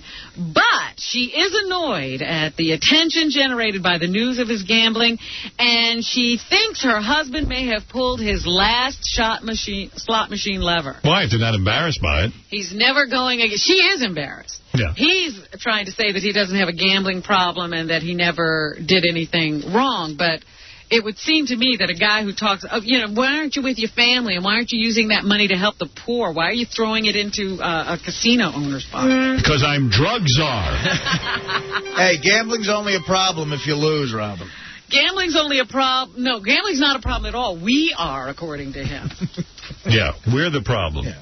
Well, he might have a point. Not gambling. Yeah. Tomorrow is World Asthma Day. I suppose you'll be celebrating. Yeah, it's my new disease. Next, it's World Athlete's Foot. Your new illness. Yeah. No, I got asthma. Yeah. What do I have to do? I don't know exactly what you do on World Asthma Day. I guess it's a time to educate people about the epidemic growth of the disease that has struck even Howard Stern. That's all BS. Among the 20 million Americans who suffer. I don't care. I so don't care. I'm not joining any asthma groups. The American Lung Association reports that 1 in 14 Americans suffer from asthma. It strikes when the bronchial tubes or airways that carry oxygen into your lungs become narrowed and inflamed, causing difficulty breathing. Yeah, you know what? Get over it. People with asthma have hypersensitive airways. That's what I have. Meaning that if they come into contact with a trigger, such as dust or animal hair, the airways tighten and narrow. So that's what it's all about. SARS is still... So see, the animal hair, see? Yes, I know that. It's one of the triggers. That's not the only one. But I'm not allergic. That's right. So if I'm not allergic, that's not my trigger. No, your trigger seems to be your cold. It seems to be my life. Life seems to trigger my asthma. Well, anyway, what else, Robin? SARS is galloping through China. They had to fess up and say they had a lot more incidents of the disease than they originally reported. Do you think it's because they have too many people? Like, don't you think like nature does that sometimes? Absolutely. That's certainly one of the things that nature does to thin out a population. It creates new diseases. But now they're finding out things like SARS is almost like a super virus. Right. It's one of those things that, you know, it's a lot stronger than anybody thought. They think that sewage has something to do with it and that it can live longer on surfaces than anybody expected before, and that human waste is another place you can find it, and it could possibly be spreading the disease. Yeah. I like to stay away from human waste. The good news is I've been avoiding it. that standard disinfectants like chlorine bleach can kill the virus in 5 minutes. So a lot of cruise ships and airlines are thinking of washing down everything with chlorine, disinfectants like chlorine, so they can prevent it and get people back on board planes. But in China, they have closed schools for 2 more weeks trying to combat the epidemic. So I love how just now they're considering washing airplanes. Yeah. Thanks, guys. This might have driven them to take that extreme measure. It's like a disease. It's a factory of disease. Yeah, you know what? We're thinking about washing the planes. Might be a good idea anyway. Yeah, good At move. least something made them think of it. Right. And did you hear about the 2 astronauts and the cosmonaut who returned to Earth on a Soyuz satellite the other day? Yes. Well, yeah, it took a while to find them, though, because they veered off course and they crashed somewhere 300 miles or something from where they actually were supposed to come down. Because the Soyuz rocket does not land like the shuttle. They come back into the Earth's atmosphere and they just fall. They fall through. And then they finally deploy a parachute and it floats down to the ground. Yeah, how about they hit your house? Yeah, this one floated off course. And it took them a while to find the astronauts, and for some time NASA was a little bit scared that they had another disaster on their hands. But eventually they did find the astronauts, and everybody's okay. But that was the only way to get them down, since we're not flying the shuttle right now. Yeah, shuttle not exactly working out. No, not right at this point in time. Really? Your friend Gina Gershon was having some hot girl-on-girl action. Hey, now. Hey, now. The other day. She was seen at some trendy club, I guess. It's called Crazy Girls, a strip joint on La Brea in California. She has a lot of free time, Gina Gershon, I guess. Well, what would she be doing? I don't know. And she went in there with a couple of friends, and they say there was one woman she was very friendly with, and they were in the booth making out, and they didn't seem to care who saw it. Mm-hmm. So she apparently is working on an album when she's not kissing girls in clubs. They got her in the paper. So I guess we'll have to look forward to that. Hey, now. What else is going on? In show business, X-Men. is the #1 movie at the box office with a great opening weekend here in the United States of $86 million. And here is one of the stars of X-Men, Rebecca Romaine Stamos. She has the same name as my dog. Well, at least the same last name. Bianca Romaine Stamos. Yeah, they must be related. Yes. Well, here's Rebecca, who says all the characters get pretty much the same treatment in the X2 script. For such a huge cast, you know, there's like 10 of us, I think. She became a whole expert on acting. Oh, yes. She was giving me an analysis of a play when she was here. Oh, listen, she's a big star. Oh, it was I was just like, wow, that's just amazing. Yeah, I heard her put on some blue paint, you become an expert. I heard her say someone's accent was laughable. And someone was overacting, and I was like, oh, my goodness, where did she learn all this? She's during X-Men. It was all like, you know, sort of equal screen time and kick-ass action stuff, but also like meaningful chunks of, you know, things to do. So moments, when I say that with quotation marks around it. Ooh, everybody gets moments. And she says her character Mystique isn't bad, she's just misunderstood, too. She's not angry or evil. Listening to this is a lot easier when she's naked in your apartment. She's totally misunderstood. I actually wanted to wear a banner that said misunderstood for an outtake. Yeah, no, she is misunderstood. She should do that James Lipton Actors Studio.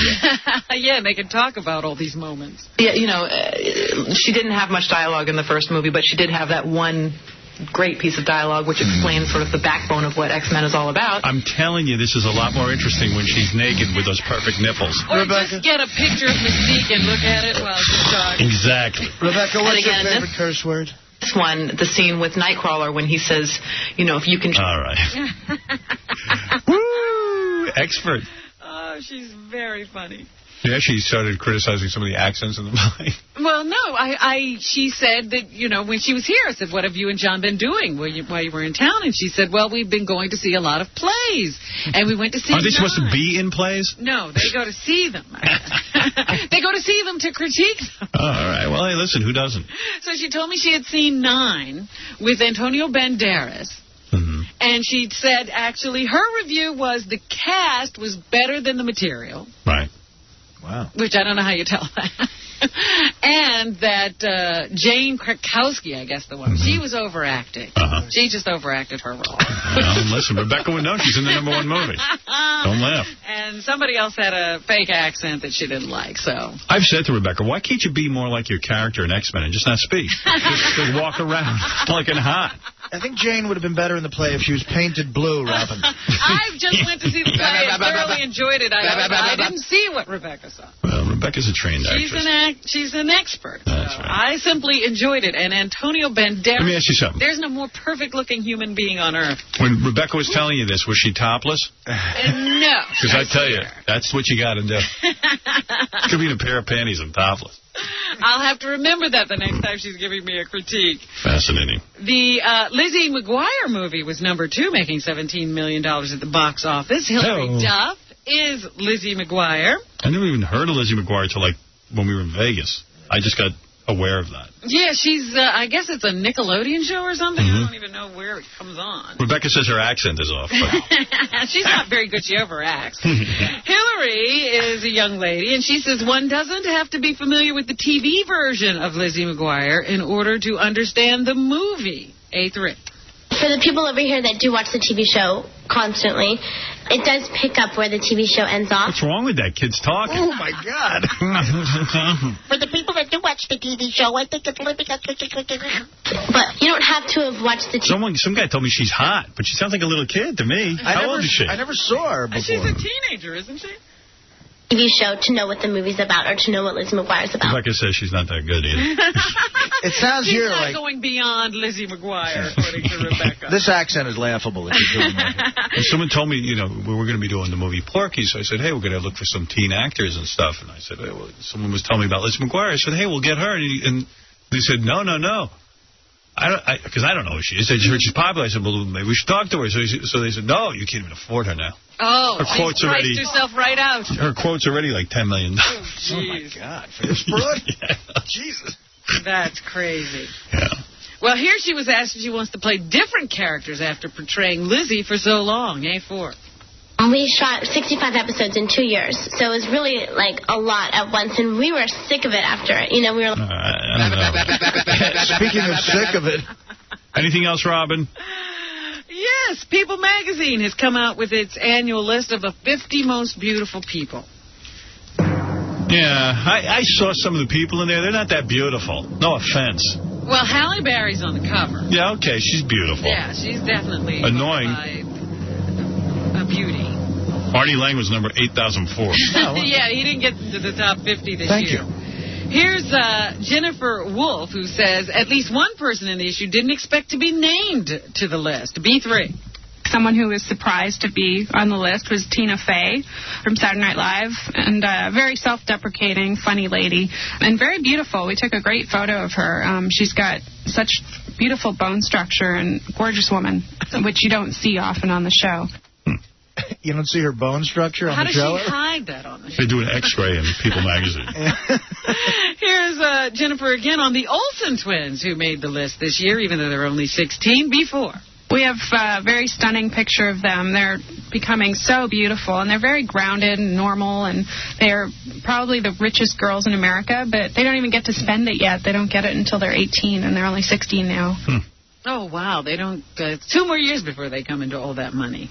And here she is on Halle Berry and what she has to say about plastic surgery. B5. She's actually not against plastic surgery, but sort of is ruling it out for now. But she said that if she were to ever have anything done, it would be she'd get a nose job and a breast lift, of all things. Like, talk about someone who doesn't need changing at all. But, you know, that... I thought it was weird that Susan Sarandon's in there with her daughter as one of the 50 most beautiful people. Who, her daughter? Or? I don't know. Like, I mean, either one of them are that beautiful. And it was just like, and also, I thought they were all uptight about their kids being criticized. Don't put your kids in pictures and then say don't criticize them. I mean, they're posing. No, they want to be able to do whatever they want, right, without and you're not anything. supposed to say anything. Right. It's weird. It's weird. It's just weird. Anything else? Nope. That is it. All right. Today. We're going to be back tomorrow. We got a lot to do tomorrow. Tonight on E, the Vegas shows start airing. All the excitement, all the fun tonight on E. The whole E crew did a great job out there. Robin Rosinski, Doug Goodstein, Doug had a good party. Had a good party up in his room. Everybody worked very hard. Scott DePace. That's right. And we'll see you tomorrow. Thank you to Old Dirty Bastard. I wish he could have said a little more, but okay. He's under some sort of... Yeah, he's never needed anyone to come in with him before. I don't understand. Well, maybe this is a start in the right direction. I don't know. Old Dirty Bastard will be hosting a live web chat tonight at 9:30 at dirtmcgirt.com. Have you been on dirtmcgirt.com yet? I'm going because I want to hear his live chat. Well... Maybe he'll be more chatty than he was. I really do. Thank you to my guest, Old Dirty Bastard. We'll be back tomorrow.